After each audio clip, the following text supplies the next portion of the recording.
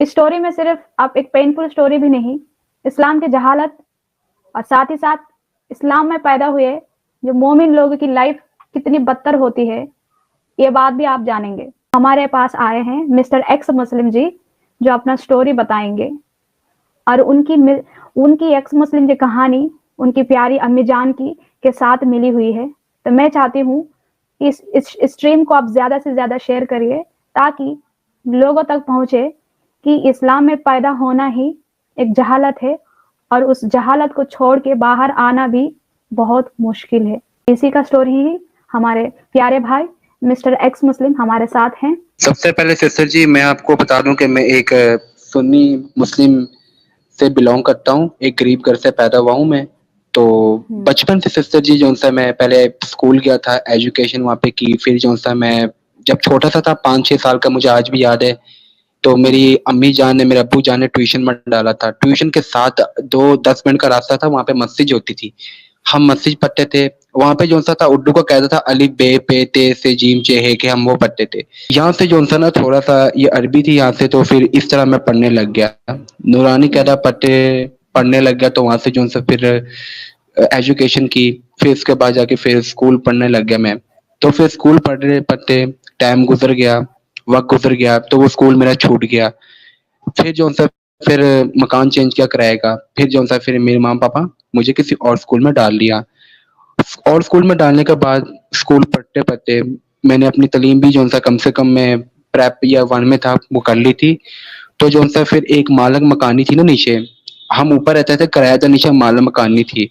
वो मौलाना एक आता था उनके घर में स्पेशली पढ़ाने के लिए उनके बच्चों को।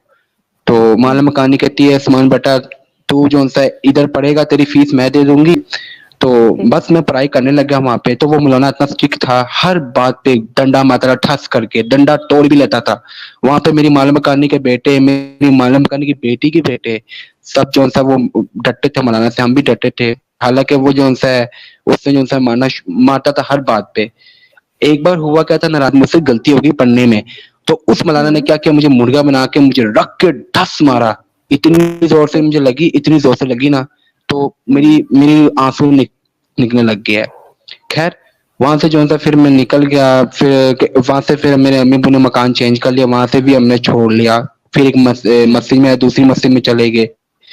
वहां पे मैंने देखा जो सा कि मस्जिद के लोग सफाई कर रहे थे, तो कहते कि तुम भी आओ, ये तो जो फिर हाथ भटकाओ काम में। तो जो हाथ भटकाने लग गया काम में, मस्जिद की सफाई वही शुरू कर दी, कहते तुम्हें इतना स्वाब मिलेगा ये वो। वहां पे फिर मैंने जो सा फिर वहां से जो सा फिर मेरा मोमिन था, ज़ाहिरी बात दिल लग गया नमाज में। वहां पे मेरी आदत बन गई, 5 वक्त की नमाज शुरू कर दी थी। सही है, फजर की नमाज में छत के ऊपर जाता था कि मेरे कान के आगे माइक लगे तो मुझे उठने नींद आ जाए, मुझे मेरी नींद से उठ जाऊं। 5 वक्त की पाबंदी से नमाज पढ़नी। जितने सारे लोग सुन रहे हैं सारे लोगों को अच्छे से सुनिए। आप लोग क्या सुना है, यहाँ पे एक बच्चा जो मदरसा जाता है, वहां पे जाके पढ़ाई करता है। बच्चा जब सीखता है तो सीखने में मतलब छोटी मोटी गलती भी होती है, तो उन्हें क्या करना चाहिए। एक मदरसा में जब टीचर होते हैं, मौलवी मुफ्ती, ये हरामी लोग बच्चे को इतना मारा, आपने इनके मुंह से सुना है कि मारते हैं। मारने की तरीका भी देखो, डंडे तक खराब हो गई है। अब मेरी बचपन में तो आप जानते हैं, मुंह के अंदर, हलक के अंदर ना घुसेड़ देते थे। ये इनकी एक कौन सी वाली टीचिंग है जो छोटी सी बच्चे के जो मुंह में घुसाड़ देते हैं और पिछवाड़े में इस तरह मारते हैं। हमें फन्नी लगता है, लेकिन ये कौन सी तरीका है जो एक टीचिंग करने के लिए। और मोमिन लोग खुद को कहते हैं हम बहुत ही अच्छे पीसफुल हैं और सिखाने के लिए है। अजान की आवाज थी, मैं उठता नमाज पढ़ता था, 5 वक्त की पूरी नमाज पढ़नी, दिल से सच्चे दिल से अल्लाह को मारना, 5 वक्त की पूरी आदत बन गई थी मुझे ना। उसके बाद ईद उल महफिल में, ईद उल नबी में, सही है 12 रबी अव्वल में, न जाने और कितनी महफिलें थी। सही है, उस महफिल पे जाना। एक होती है लैलतुल कदर की रात है, जहाँ पे सोना नहीं होता, सारी रात जागना पड़ता है।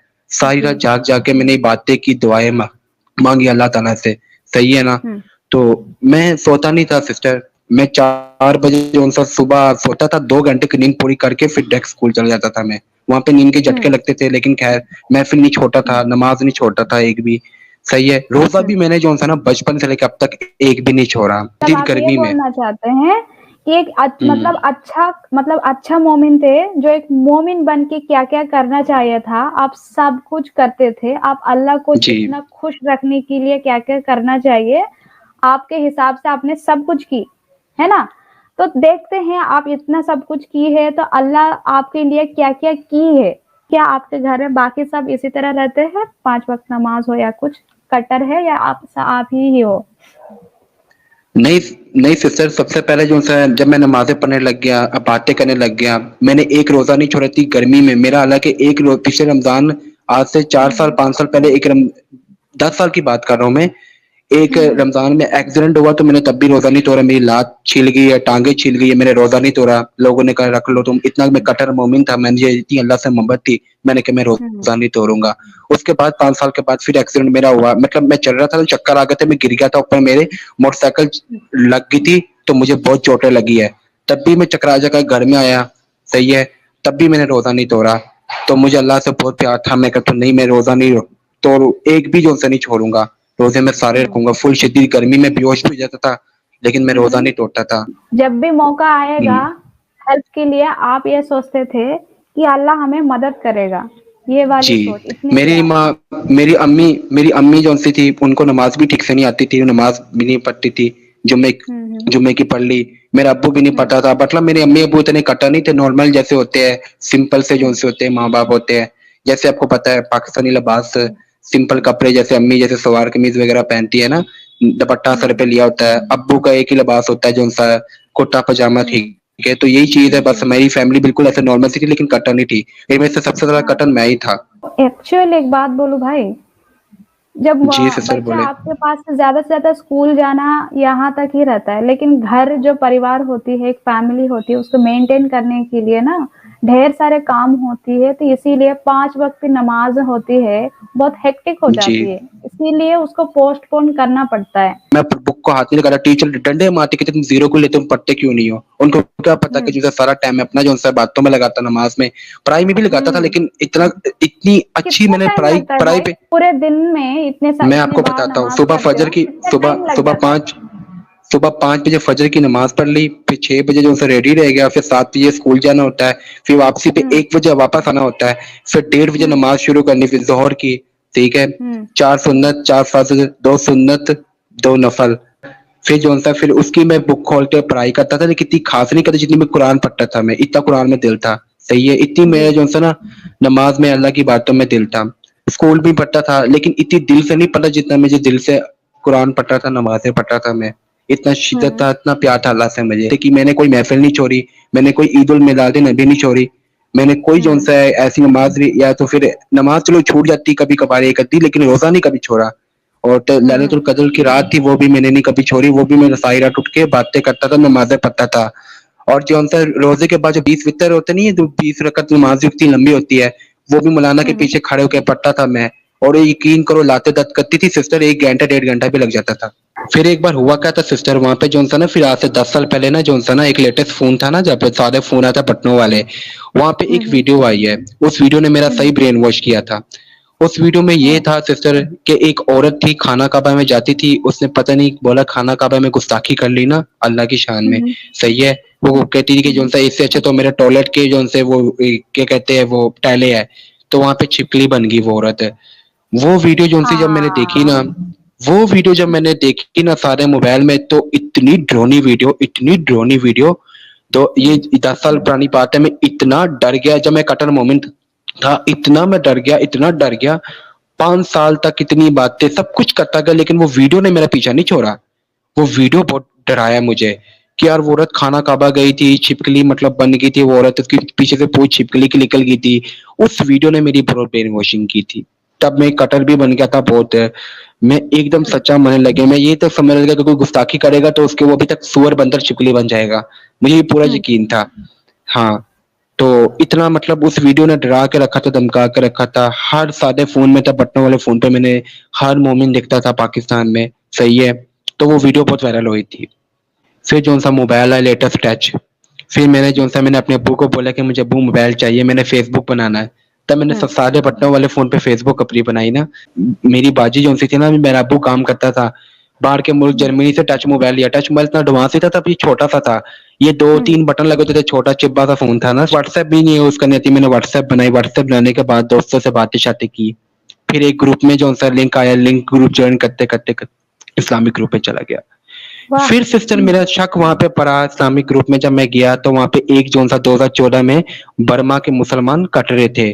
सही है, देखा नहीं आपने वो वीडियो 2014 में कितने मुसलमान कट रहे हैं, कितने मुसलमान मर रहे थे। वो वीडियो में जब मैं देखता था ना सिस्टर, रोज़ाना ग्रुप में आती थी, मुसलमान बेचारे कट रहे थे, मर रहे थे, उनको जो-सा काट रहे थे ये लोग, उनकी गर्दनें उतार रहे थे, साफ-साफ क्लियर उसमें वीडियो थी, कितनी मुसलमान बहनें कत रही थी, बट रही। मेरा ईमान वहाँ से डगमगाने लग गया। मैंने कहा या अल्लाह ये क्या है ये वीडियो में? मैंने कहा अल्लाह कुछ कर क्यों नहीं रहा? क्यों नहीं अल्लाह ताला कोई चमत्कार दिखा रहा? क्यों नहीं इनको बंदर सूअर बना रहा? क्यों नहीं इन पे अल्लाह अज़ाब डाल रहा? फिर उसके बाद दिल में थोड़ा शक भी आया मेरा। चला गया था अपने गाँव। मेरी दादी माँ पास बैठी थी, उससे समझाया कि बेटा देखो जवानी की नमाज़ें कबूल होती है, सही है, तो तुम नमाज़ें पढ़ना शुरू कर दो। तब मैंने नमाज़ें छोड़ दी थी बीच में से। मुझे सिर्फ़ इतना इतना मुझे थोड़ा-सा जो-सा ना मैं क्यों छोड़ा है क्योंकि मैं अल्लाह से थोड़ा-सा नाराज़ था कि मुसलमान भर-भर के कट रहे थे, क्यों नहीं अल्लाह मौज़ा दिखा रहा? सही है ये वो, थोड़ा-सा मतलब ना मैं नमाज़ें फिर भी पढ़ता था जुम्मे की, लेकिन जैसे नमाज़ें काफ़ी छोड़ दी थी मैंने। फिर उसके बाद दादी माँ ने समझाया कि बेटा ऐसा नहीं होता, जवानी की नमाज़ें कबूल होती है, बुढ़ापे में नहीं कबूल होती है। तुम जब मर जाओगे तो कब्र में 3 सवाल होएँगे, मिन दीनु का तेरा दीन कौन है? मिन रब्बु का तेरा रब कौन है? मिन नबिय्यु का तेरा नबी कौन है? सही है, जवानी की नमाज़ें कबूल होती है, इस तरह मत करो। तो फिर मैंने नमाज़ें पढ़ना शुरू कर दी सिस्टर। दादी माँ ने इतने प्यार से मुझे समझाया, तो वो मैं अच्छे तरीके से ब्रेन वॉश हो गया। मेरी बहन फुल ठंड में मेरी बहन आपको पता है वुज़ू करना कितना मुश्किल होता है, वो भी फुल बर्फ जैसे पानी में। सुबह उठना, मस्जिद जाके फिर वो वुज़ू करना ठीक है, हाथ धोना, नाक में 3 बार पानी डालना, छाँटे मारना, वो हाथ में पहले दायाँ हाथ धोना, बायाँ हाथ धोना, फिर लास्ट में पाँव धोना। फिर जो-सा फिर कान के अंदर उँगलियाँ क्या कहते हैं सबसे पहले हाथ को चूम कर फिर अपना जो-सा हाथ बालों की तरफ बाएँ साइड पे लेकर फिर ना कान के अंदर उँगलियाँ मारकर शब्द ला इलाहा करके वुज़ू होता था कंप्लीट। वुज़ू कंप्लीट करने के बाद इतनी ठंड में नमाज़ें पढ़नी, सही है ना? सच्चे दिल से अल्लाह को मानना। तभी लाइफ़ में एक मुसीबत आती मेरे पे, क्योंकि मैं जब कत्ल हुआ था ना सिस्टर 5-6 महीने से नमाज़ें पढ़ना शुरू कर दी थी ना मैंने, तभी मेरे पे मुसीबत आ गई। तभी जाके मेरा जो-सा वालिद साहब था ना मेरा अब्बू, बेचारा मोटरसाइकिल चला था ना, तो उसका पीछे से गाड़ी मैंने ठोक लिया, उसका एक्सीडेंट हो गया वहाँ पे। तो मेरी माँ ने मेरी बेचारी अम्मी रोती-रोती बोली कि तेरा अब्बू जो-सा एक्सीडेंट हुआ उसका जाके देख ज़रा क्या हुआ है। मैं इतना शॉक्ड हो गया, मैं 2 बजे उठा, मैं फिर जो-सा जल्दी गया भाई अब्बू के गया मैं अब्बू के पास, सही है, मेरा अब्बू वहाँ पे था। सिस्टर यकीन करो वो मंज़र मैंने अपनी आँखों से देखा, मैं इतना रोया, मैंने कहा यार ये क्या हो गया पापा को, मैं इतना इमोशनल हो गया। मेरी माँ बेचारी रोती गई, तड़पती गई, लेकिन दुआ अल्लाह से बहुत माँगी। मैं उधर हॉस्पिटल में रहा, मैंने अपने वालिद साहब की बहुत केयर की, सही है ना? जो पापा बोलते थे मैं वही 3 दिन 2-2 दिन सोया नहीं था। मुँह पे छाँटे मार के चाय पी के अपनी नींद जो-सी खराब करके मैं अपने वालिद साहब के साथ ही रहता था, सही है? मेरा पापा बोलता था बेटा सो जा तू, मैंने कहा नहीं पापा मैं नहीं सोऊँगा, सही है ना? बिल्कुल मैं नहीं सोऊँगा क्योंकि मैं आपके बगैर नहीं रह सकता, सही है? मेरे वालिद साहब की मटके की हड्डी टूट गई थी बैक साइड पे, क्योंकि वही सब जिस्म मूव करता है। जब वो मटके की हड्डी टूट जाती है मेरी बहन तो बंदा कोमे में एक टाइप का चला जाता है, जिनमें से 99% लोगों की डेथ हो जाती थी, 1% जिंदा रह जाता है, सही है? तो सिस्टर पुलिस वो क्या कहते हैं डॉक्टर ने बताया हुआ था ऑलरेडी, मतलब मेरी अम्मी को कि जो-सा ये जिंदा नहीं रह पाएगा, मर जाएगा, बच्चे को मत बताना ये, वरना ये बिल्कुल जो-सा नहीं बर्दाश्त नहीं कर पाएगा। अपने अब्बू के साथ रहा, फिर मैं सोचने लग गया कि मैं इतनी नमाज़ें पढ़ रहा हूँ, इतनी बातें की, मेरे पे क्यों मुसीबत आई है?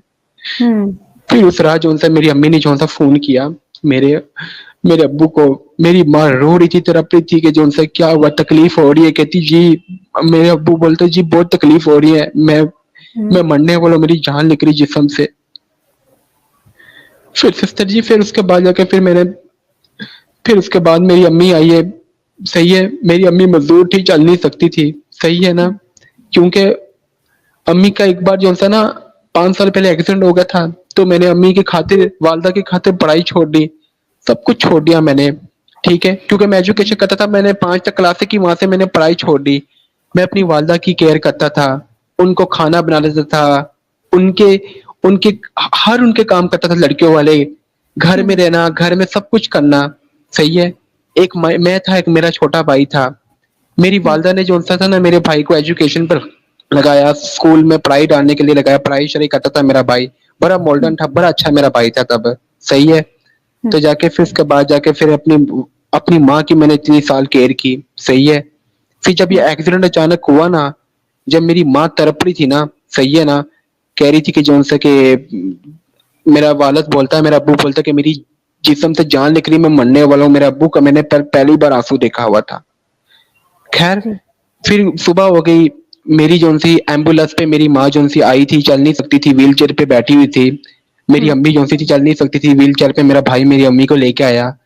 तो वहां पे जो मैंने अपनी मम्मी को बोला, मैं अम्मी सोने वाला हूँ, मुझे नींद बहुत सख्त आ रही है, मैं 5-6 दिन से सोया नहीं हूँ। वहां पे सिस्टर मैं सोया था, तो 2 घंटे बाद मेरी माँ की जान निकल गई थी जिस्म से, रोने लगी, कहती देखो तुम्हारे अब्बू को क्या हुआ है, अब्बू की डेथ हो गई है। मैं सिस्टर उसके पास गया अपने अब्बू के, तो देखा, मुझे यकीन नहीं हुआ, मैंने कहा ये नहीं हो सकता। मैंने जब अपने अब्बू को हाथ लगाया तो मेरा अब्बू मर गया था। उनकी लाश जो सी थी ना एकदम, उनकी लाश एकदम जो सी थी कड़क हो गई थी, एकदम डेथ हो गई। सब कुछ, मेरी बहन टूट के बिखर गया, मेरा घर टूट गया, सब कुछ। मैं और मेरा भाई और मेरी माँ, मेरा सारा सारा थी, सब कुछ टूट के बिखर गया। तब मेरी वालदा जो सी थी कटर हो गई थी, मेरी वालदा बहुत रोई। फिर जो सा वालिद साहब को जो सा दफनाया कब्र के अंदर, फिर उसके बाद फिर आउट ऑफ सिटी चले गए। मेरी वालदा बहुत रोई, बहुत रोई। फिर मेरी वालदा ने कभी नमाज़ा पढ़ना शुरू नहीं की, कभी जो सा इतना नहीं, लेकिन मेरी माँ बहुत कट्टर हो गई थी, 5 वक्त की नमाज़ें पढ़ने लग गई थी, तस्बीह पढ़ने लग गई थी, सही है। अचानक से मेरी मम्मा का जो सा ना वो क्या कहते हैं, अलग हो गई थी मेरी अम्मी। मेरी अम्मी बहुत अलग हो गई थी, नमाज़ें पढ़ने लगी, अल्लाह के बहुत करीब हो गई थी, नमाज़ें 5 वक्त की, सब कुछ ठीक है। और मेरी वालदा के अंदर जैसे ये मेरा पहली बार मैंने ऐसा बदलाव देखा। तो उसके बाद मैं अल्लाह से नाराज भी था, मुझे बहुत रोना आया। मैंने कहा मैं इतनी बातें करता हूँ, इतना अल्लाह ताला से प्यार करता हूँ, मेरे पे क्यों मुसीबत आई है? मेरे घर का जो मेरा अब्बू था, क्यों मेरा अब्बू चला गया? खैर मैंने वहां से नमाज़ें पढ़ना छोड़ दी थी। खैर मुझे तो मोमिन तो था, लेकिन अल्लाह से नाराज भी था, ठीक है। तो एक सारा थी मेरी माँ, मैंने अपनी माँ की बहुत केयर की, खाना बना देना टाइम पे, सब कुछ कर देना, ठीक है। वो बोलती थी ये जो सा कि बेटा लोटा लेकर मैंने वुजू करना, नमाज पढ़नी, नमाज पढ़ती थी मेरी माँ नमाज पढ़ रही थी। नमाज पढ़ते फिर जो सा 5-6 महीने गुजर गए। 5-6 महीने बाद मेरी बहन अचानक से जो सा ना, मेरी माँ को दिल का अटैक आता है। वो किस बात पे आता है कि मेरी माँ इतनी ज्यादा टेंशन में हो गई थी, इतनी सारी टेंशन में हो गई थी। वो कहती थी कि क्या हो गया अचानक, कैसे मर गया है, कैसे चले गए अचानक से दुनिया से। मेरे वालिद को इतना याद करती करती रोती दिल पे अटैक आया। वो बहुत कमजोर दिल की थी, वहां पे उनको अटैक आ गया दिल का। मुझे आज भी याद है, मेरी बहन में जब लास्ट टाइम वो एम्बुलेंस एम्बुलेंस पे था ना, मैंने अपनी माँ को देखा, तो मुझे पता नहीं ऐसा को लग रहा है कि मेरी माँ, तो बस सिस्टर मुझे ऐसा लग रहा था कि पता नहीं क्या हो गया, कुछ गलत ना हो जाए। तो खैर हॉस्पिटल गए, वहां पे जो सा फिर मैंने अपनी वालदा को व्हील चेयर पे ले गया, तो हॉस्पिटल में एडमिट कराया। नर्सों ने बहुत झूठी तसल्ली दी, माँ ठीक हो जाएगी ये वो। फिर उसके बाद जाके फिर दिल का अटैक भी था, पेट में जहर भी हो गया था अचानक से, क्योंकि टेंशन, डिप्रेशन, हर चीज। तो एक बार मेरी वालदा के साथ मेरा मामू था। मेरी मम्मा जो सी थी ना, मेरे से लास्ट टाइम वो लास्ट कॉल पे बात थी। मैंने कहा मम्मा आप ठीक हो जाओगी ना? मैंने कहा मम्मा आप ठीक हो जाओ, सही है ना? मैं आपके साथ रहूंगा, मैं आपके बगैर नहीं रह पाऊंगा मम्मा, मैं मम्मा आपसे बहुत प्यार करता हूँ। सिस्टर उसके बाद जाके मेरी माँ का आखिरी दिन था, मैंने नमाज में इतनी अल्लाह से दुआ मांगी। मैंने कहा या अल्लाह ताला मुझे, या रब्बुल आलमीन, मैंने कभी कुछ नहीं तुझसे मांगा, मेरी माँ को बचा दे, मेरी माँ को बचा दे बस। या अल्लाह पाक तू बहुत गफूर रहीम है, अपने नबी पाक सल्लल्लाहु अलैहि वसल्लम के सदके मैं अपनी माँ से बहुत प्यार करता हूँ, मैं अपनी माँ को नहीं खोना चाहता। उस रात, उस दिन सिस्टर मैंने नमाज़ें इतनी पढ़ी, इतना कुरान हाथ में होता था, इतना कुरान पढ़ा। मैंने बोला या अल्लाह पाक मेरी माँ को बचा दे, मैं अपनी माँ से बहुत प्यार करता हूँ, मैं अपनी अम्मी के बगैर नहीं रह सकता। लेकिन ऐसा कुछ नहीं हुआ। मैं जब सोया हुआ था, जब आंख लगी तो 2 बजे न्यूज़ आ गई कि तुम्हारी वालिदा, तुम्हारे, फिर मामू ने मुझे उठाया कि उठो, तुम्हारी अम्मी की डेथ हो गई है। वहां पे मेरी बहन में इतना शॉक्ड हो गया, इतना ज़्यादा शॉक्ड हो गया, मैं बता नहीं सकता। जी, मैं हम मैं समझ वहां से सकते जो हैं। सा फिर मैं वहां से थोड़ा फिर मैं मम्मा के पास गया। मैंने इतनी जोर से आवाज निकाली, अम्मी, पूरे हॉस्पिटल लेकर, ये पागल हो गया लड़का, क्या हो गया है? मुझे डॉक्टर बार बार मेरा करना पकड़ के मुझे पीछे कर रहे हैं, मैं अम्मी के पास। हुँ, जब सिस्टर जी एम्बुलेंस के अंदर, जब मेरी माँ की लाश आई ना, नफरत हो गई थी मुझे बहुत सारी मजहब से, अल्लाह से। इतनी नमाजें पढ़ी, इतना सब कुछ किया, मेरा वालद ले लिया, मेरा अबू ले लिया, मेरी माँ भी ले लिया, मुझे यतीम मस्कीन कटा अकेला कर दिया। फिर उसके बाद जाके कब्र में दफनाने लग गए थे, तो वो रात बहुत पाक रात थी। अगर मेरी, मुझे लगता था वो रात कोई ऐसी रात नहीं थी, क्योंकि उस रात भी, रात आसमान रो पड़ा था, बारिश हुई थी।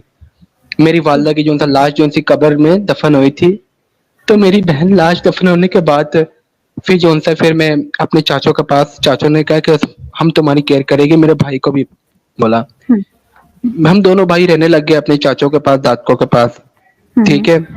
तो दादी माँ ने फिर उसके बाद जाके फिर चाचों ने कहा नमाज वगैरह पढ़ना शुरू कर दो। तो मैं नमाज नहीं इतनी पढ़ता था, खैर मुझे जो सा थोड़ा सा बस गुस्सा भी था, मैं नाराज भी था अल्लाह से। मैंने कहा नहीं, मैंने हुँ, नमाजें इतनी पढ़ना शुरू नहीं की शुरू। तो उसके बाद जाके मेरी बहन, तो फिर जिंदगी कटेगी इस तरह, सही है। फिर जाके फिर भाई को बोला कि जो सा तुम कुरान, तुम जो सा जॉब करो, मुझे बोला ये जॉब पे लगा दिया, और भाई को बोला तुम कुरान हिफ्ज करो। मेरे भाई ने हुँ, बोला मैं क्यों करूं बताओ? कहता कि तुम्हारे जो उनसे माँ बाप फोर्थ हुए, तुम जब पढ़ोगे तो तुम्हारे माँ बाप की बख्शिश होगी, उसके बाद जाके फिर जो उनसा वो जरिया बनेगा माँ बाप का, जन्नत का ताज उनको दिया जाएगा। तो एक हाफिज हुँ, साथ जन्नती को ले सकता है। मेरा भाई 2 दिन रोता गया, नहीं मैंने नहीं करना, नहीं करना, क्योंकि मेरा भाई मॉडर्न था, हुँ, हुँ, पढ़ा लिखा था, छोटा सा भाई था, डोरेमोन कार्टून देखता था, वो मेरा मोबाइल लेता था, उसमें भी डोरेमोन कार्टून देखने थे, सही है ना। तो हुँ, इतना ज्यादा मेरे से जो उनसा वो प्यार करता था मेरा भाई, ठीक है। तो वो बेचारा लग गया उधर, सही है, मोबाइल वगैरह। फिर उसके बाद जाके फिर उसका एक बार दिल पता नहीं अचानक क्या ब्रेन वॉशिंग की चाचे ने, क्या लालच दिया। फिर उसके बाद जाके उसने बोला ठीक है मैं मदरसा जाऊंगा। मदरसा जैसे गया ना, मेरी बहन हुँ, एक हुँ, महीने के बाद उसका रूप ही बदल गया, हिफज करने लगा था। अचानक से कुर्ता पजामा रख लिया, टोपी सर पे रख ली, नमाज़ें 5 वक्त की शुरू कर दी। मैं जॉब करता था अपनी, तो उसके बाद हुँ, जाके फिर मैं मोमिन भी था फिर, ठीक है। तो उसके बाद सिस्टर जिनकी कट्टी की इस तरह, 1 साल गुजर गया इस तरह, ठीक है। तो भाई भी मेरा बहुत ही बदल चुका था, मुझे यकीन नहीं हुआ। एक हुँ, बार हुआ क्या था, हुआ कुछ यूँ था, मेरी बहन एक बार जो हुँ, सा मैं व्हाट्सएप पे जो सा एक ग्रुप में ऐड था, वहां पे मेरा जी, जो था ना एक पंगा हो गया था एक पठान के साथ, सही है हुँ, ना। अचानक से जो सा ना बस हम दोनों की लड़ाई होगी, तो जो सा ना उसने आगे से फिर जो सा गाली मुझे, मेरी माँ की तो नॉर्मल गाली नहीं दी है, हुँ, हुँ, लेकिन वो गाली दी ना जहाँ पे मेरी रूह कांप गई थी, वहां पे मेरे पैर को नीचे जमीन घिसर गई थी। मेरे पर्सन में आया, कहता कि तेरी माँ के साथ कब्र के अंदर जो सा ना सेक्स करूं, उस तरह ये बात की ना। हुँ, मेरी हुँ, बहन में इतना ज्यादा शॉक्ड हो गया, इतना ज्यादा हैरान मैंने कि ये मुसलमान है, हुँ, इतना ज्यादा मैं रोया। फिर जाके मुझे इतनी नफरत होगी इस्लाम से, इतनी ज्यादा मजहब से होगी, इतनी ज्यादा मजहबी लोगों से होगी, मैं बता नहीं सकता। मोमिन था, लेकिन हुँ, नमाज पढ़ना ये वो सब छोड़ दिया, जुम्मा तक छोड़ छोड़ लिया, क्योंकि मैं अपनी वालदा की, माँ की गुस्ताखी बर्दाश्त नहीं कर सकता। उसको फिर मैंने बहुत धोया, मुस्लिम ग्रुप में गया था, तो हुँ, वहां से एक लिंक आई मुझे हैरत सुल्तान की। हैरत सुल्तान ने हुँ, अपलोड की थी स्पार्टिकस के अपने चैनल पे वीडियो। वहां पे हुँ, स्पार्टिकस कह रहा कि जिसने भी हैरत सुल्तान की फैमिली को तंग किया ना, तो मैं इसके साथ ये कर दूंगा, मैं वो कर दूंगा, तो मैं डॉलर दे के मैं उनसे ये कर दूंगा, ये कर दूंगा, सही है ना। तो वो मैंने वीडियो देखी, तो मैंने कहा ये एक्स मुस्लिम, ये नेम कौन सा अजीब सा नेम है। फिर मैं हुँ, स्पार्टिकस के चैनल पे गया। वो जब भी जो सा पैगम्बर को, माय नबी को गलत लैंग्वेज यूज करता था, मैं, मुझे बहुत तकलीफ होती थी, बहुत तकलीफ हुँ, होती थी, बल्कि मैं एनफी डाल लेता था, नाराज था अल्लाह से। नफरत थी, लेकिन नबी से प्यार था। हैंडफ्री डाल लेता था, हिम्मत थी उसकी वीडियो में, मैं फिर भी हिम्मत करके देखता था सारी वीडियोस की। फिर बीच में से जो सा वो बातें कहता था मुझे अच्छी भी लगती थी उसकी, सही है ना। फिर जाकर सिस्टर जी एक बार हुआ क्या था, स्पार्टिकस का चैनल तो ऑलरेडी सब्सक्राइब किया हुआ था मैंने। एक बार मैं स्क्रॉल डाउन कर रहा था ना, तो मुझे जो उनसे ना फिर जफर हेरेटिक की वीडियो नजर आई अचानक ही। मेरी लाइफ का सबसे लकी चांस है, जफर हेरेटिक की वीडियो नजर आई भाई की। तो उसके बाद जाके वो उसके चैनल के सब्सक्राइबर तब थे 7,000। न्यू न्यू चैनल शुरू किया था जफर भाई ने। तब उसने नबी उम्मी थे या नहीं, उसने एक वीडियो अपलोड की थी। दूसरी वीडियो अपलोड पता कौन सी की थी, क्या कहते हैं, अर्थ इज फ्लैट। मैंने भी चैनल सब्सक्राइब किया हुआ था। जब मैंने अर्थ इज फ्लैट वीडियो देखी मैं शॉक्ड हो गया। मैंने कही तो अपने मौलाना पाकिस्तानी मदरसे के जो सा वो, ये तो वही मदनी चैनल वाले अपने पाकिस्तानी, ये बोलते कि अर्थ बिल्कुल सीधी है, दुनिया तो गोल है। जब मैंने जफर की वीडियो देखी तो मैंने कहा ये तो साफ रॉन्ग प्रूफ हो रहा है, ये तो मौलाना खुद इसको बात को जस्टिफाई कर रहे थे। खैर सिस्टर जी, इस तरह जो उनसे दिल में सवाल आते कि नफरत होती की खुदा से, अल्लाह से होती की, नमाजें पढ़ना छोड़ दी थी, सब कुछ सही है ना, 70% जो था हो गया था मैं एक्स मुस्लिम। उसके बाद जाके हुआ कुछ यूं था सिस्टर, फिर स्पार्टिकस की मैं वीडियो देखता था तो उसने एक बार बोला कि जो उनसे कि मजहब इंसान को एक ज़हनी मरीज बना देता है। तब मैंने जो उनसे मैंने कहा ये बात बिल्कुल ठीक है, मजहब तो इंसान को ज़हनी मरीज बना देता है। वहां से मैंने गुस्से से बोल दिया। फिर मैंने सिस्टर देखा आसपास औरतों पे इतना जुल्म, सही है, इतना जुल्म, बेचारियों को तलाक हो जाती है। मैं जिस मदरसे में देता हूँ, खास तौर पर हमारे पाकिस्तान के मदरसे, आपके मदरसों का नहीं पता, हर बच्चे के साथ रेप होता है। हर बच्चा जो है रेपिस्ट का शिकार होता है, सही है। 2 साल की बच्ची थी बेचारी, उसके साथ भी रेप हुआ। एक 6 साल की बच्ची मदरसे में पढ़ रही थी, उसके साथ भी रेप हुआ। हर मदरसे के साथ सिस्टर रेप होता था। हर मदरसे के अंदर पाकिस्तान की कोई भी ऐसा मौलवी नहीं ठड़की, हर बच्चे के साथ रेप ये करते थे। किसी के साथ जो बच्चे के साथ सेक्स करते हैं, ऑल दैट पाकिस्तान भरा हुआ में बच्चा सेफ नहीं है। अगर होगा तो एक आधा होगा, सही है ना। हाँ, लेकिन सब मदरसे में पाकिस्तान में बच्चों के साथ रेप किया जाता है। मैं जब बच्चों को देखता हूँ ये बच्चे रेप हवस शिकार होते हैं, बच्चे शिकार होती है, तो देख औरतों को मैं कहता हूँ माइक औरतों पे तो जुल्म क्यों होता है। प्रॉब्लम हो रही है, तो माइक थोड़ा आप हाँ, माइक का मतलब फिर ना मैं क्या फिर कहते हैं, इंटरनेट। हाँ बे अच्छा अब रहा ठीक आ था, रहा है मेरा। हाँ, एकदम अच्छा। बस मस्त आ रहा फिर जाके मैं कहता था कि जौन सा कि औरतों को क्यों नहीं, मतलब क्यों इतना जुल्म होता है बेचारियों पे, बुर्का पहना के रखते हैं ऊपर से। एक तो आप लोग तो नॉर्मल बुर्का, मैं तो इतना कटर बुर्का चलता है, सही है ना। जो नॉर्मल पंजाबी मुस्लिम होते हैं वो तो बुर्का करते हैं, आंखें दिखाते, हाथ दिखाते। जो पठान होते हैं वो तो आंखें तक के पूरा नीचे से लेकर ऊपर तक लड़कियों को ढाम के रखते हैं। जुल्म मैंने एक बार रोड पे देखा, एक हिमान जहादी था, उसने अपनी बीवी को रोड पे मुक्के ठुड्डे मारे और बोलता है बैठ गश्ती है तेनू वेखा मैं तेरे नाल की करना गाड़ी जाके, पंजाबी में बोलता है वो, सही है ना। उस बेचारी को रोड पे सरेआम मारा, सही है। तो मैं देखता था वाकई में, कहता ये क्यों नहीं लोग बोल रहे, क्यों नहीं बोल रहे, सही है। तो उसके बाद जाके पाकिस्तान में तो कोई कानून नहीं, औरतों को ऐसी फजूल फजूल सरेआम रोडों पर मार, कोई नहीं, क्यों नहीं बेचारी क्यों नहीं कुछ बोल रही, इतनी गुलामी क्यों, सही है। तो जाके मेरी बहन, फिर मैंने जब औरतों को देखा, औरतों के कोई हकूक नहीं, इन पे जुल्म होता है, मदरसे में बच्चों के साथ रेप होते थे, 70% में तो बन गया था, क्योंकि मैंने इतनी बातें की अल्लाह से। मैंने क्या मांगा अल्लाह से, सही है। अल्लाह को चाहिए कि मेरी जिंदगी में खुशियां अता फरमाए, मुझे जो सा मेरी माँ बाप के साथ रखे। उल्टा तो मेरे माँ बाप लेके चला गया, बल्कि मैं कहूंगा मर्डर खुद इसी खुदा ने किया। फिर एक तरफ जो सा मैंने कि मैं जो सा ना सब रूल्स छोड़ दूंगा, नमाज छोड़ दूंगा, कुरान सब कुछ, लेकिन इस्लाम नहीं छोड़ूंगा, ऐसी ब्रेन वॉशिंग। तो मैं मॉडर्न भी था, हाँ, तो मैं पैंट शर्ट भी सब मुझे बहुत पसंद था, हीरो हीरो बनना। तो मैं एक तरफ मॉडर्न को लगता था, एक तरफ से मदद को लगता था, तो ये बिल्कुल जस्टिफाई नहीं होता, बिल्कुल बिल्कुल नहीं मिलती थी। वो कहते कि जैसे कुर्ता पजामा पहनो, ये हमारे अलाउ नहीं है। खानदान वाले भी कहते थे कि तुम मॉडर्न नहीं बन सकते, ये है वो है। तो एक तरफ से मैं साइंस को रखता था, जैसे साइंस की मदद से नहीं मिलती, इस तरह मॉडर्न और इस्लाम की बिल्कुल भी नहीं मिलती। मैंने कहा एक पल के लिए माने लड़के मॉडर्न हो गए, लड़कियों को क्या, लड़की तो कभी भी मॉडर्न नहीं बन सकती। अगर एक पाकिस्तान में बेचारी लड़की पैंट पहन ले तो उसकी तरफ ऐसे देखते हैं ना, जब वो नंगी होगी बेचारी। फिर मैंने स्पार्टिकस की इंस्टाग्राम पे गया, मैंने लिखा कि मैंने इस्लाम छोड़ लिया।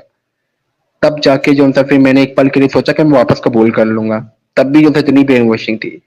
फिर जाके सिस्टर जी ऐसा ऐसा वक्त गुजरा, तब मैंने कोई कबूल नहीं किया, फिर मैं रैशनल हो गया पूरी तरह। मज़हब में 21 साल गुज़र गए सिस्टर, लेकिन मज़हब में जौन-सा था ना, रह के ना कोई भी जौन-सा ना टके का हुँ, सुकून नहीं था। मज़हब छोड़ने के बाद सिस्टर इतना हुँ, सुकून, अकीदत का चश्मा तार के देखा, जीने का नज़रिया। मैंने कहा हुँ, पहले तो हम कितना फ़र्क करते थे यार, ये हिंदू है, ये क्रिश्चियन है, ये है, हुँ, वो है, कुत्ते रखना हराम है। जब मतलब छोड़ने के बाद मैंने कहा यार ये तो हर चीज़ अलाउ, मतलब अब तो कोई भी जो-सा मेरी नज़र में काफ़िर नहीं है, सब बहन-भाई है। हिंदू भी भाई है, क्रिश्चियन भी भाई है, रैशनल हो गया था मैं पूरी तरह। उसके बाद देखिए हुँ, सिस्टर हुआ कुछ यूँ था कि मेरी दादी की डेथ हो जाती वहाँ पे। दादी की ठीक। डेथ होने के बाद फिर मुझे बहुत इमोशनल हुआ, हार्ड हुआ।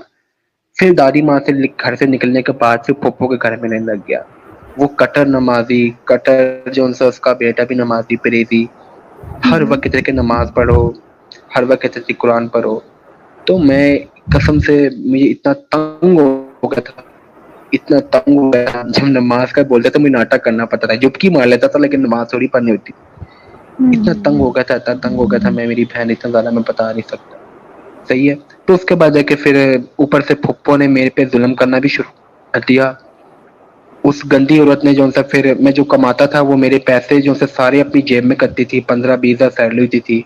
घर में उसके आना, हुँ, बर्तन धोना सारे, उसके बाद जाके फिर बर्तन धोने के बाद फिर घर की सफाई करना, फिर सारे दिन कपड़े उसके धोना, फिर उसको दबाना, गुलाम बना के रखा हुआ था, ठीक है? उसके बाद जाके फिर मेरा दिल था मैं यहाँ से भागूँ। हुँ, तो जौन-सा फिर वो औरत जौन-सी थी मेरा आईडी कार्ड तक नहीं मुझे बनाने दे रही थी, कहीं ये भाग ना जाए, क्योंकि ये गुलाम बना हुआ बच्चा यतीम मस्कीन है तो उसका खुल के फ़ायदा उठाएँगे। और अच्छा, उसने अच्छा। ऐसे ही किया, इस्तेमाल किया, यूज़ किया, तो मैं वहाँ से एक फ्रेंड से राब्ता करके भाग गया।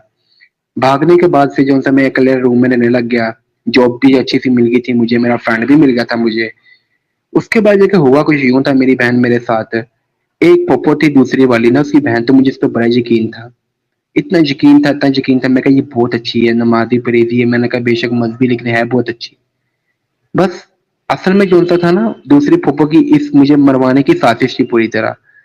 मैं जो होता था सुकून से रह रहा था, हुँ, मुसीबत कम मरवाना। वक़्त दिन हाँ, हाँ, मैं सुकून से रह रहा था, सुकून से रहने के बाद 2 दिन मेरे नसीब के सही से नहीं गुज़रे, तो जो-सा मुझे जो-सा फिर फूफो ने बुलाया अपनी तरफ के सामान जल्दी आओ, कि जो-सा तुम्हें जो-सा तुमसे हमने बात करनी है, क्या कहते हैं तुम्हें एक सरप्राइज़ देना है।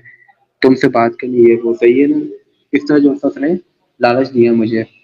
तो मैं उसकी हुँ, यकीन कर लिया बातों पे, मैं चला गया वहाँ पे, सही है ना? जाने के बाद जो-सा था फिर उस चाचा था, मेरी चाचा से बिल्कुल नहीं बनती थी। मैंने कहा ये क्या फूफो ये मतलब चाचा ये कौन है? ये बताओ ये क्या है मतलब ये क्यों इधर आया है? मुझे तो उससे नफ़रत है, कहती नहीं कोई बात नहीं, ये वैसे ही आया हुआ है। मुझे फिर ले गई है उस चाचा के घर में, सीढ़ियाँ थी ऊपर, मैं ऊपर जैसे गया मेरी बहन, ऊपर चढ़ा सीढ़ियों के ऊपर मेरी बहन, चढ़ने के बाद तो जौन-सा ना फिर मैंने अचानक से जौन-सा ना चढ़ने के बाद मैंने नज़रिया देखा फुफ्फुर थी सामने वही वाली ज़ालम। उसको इतनी हुँ, आग लगी थी कि सामान भागा क्यों था? मैं क्यों निकला था हुँ, वहाँ से? उसको इतनी आग लगी उसने फिर मारना शुरू कर दिया मुझे।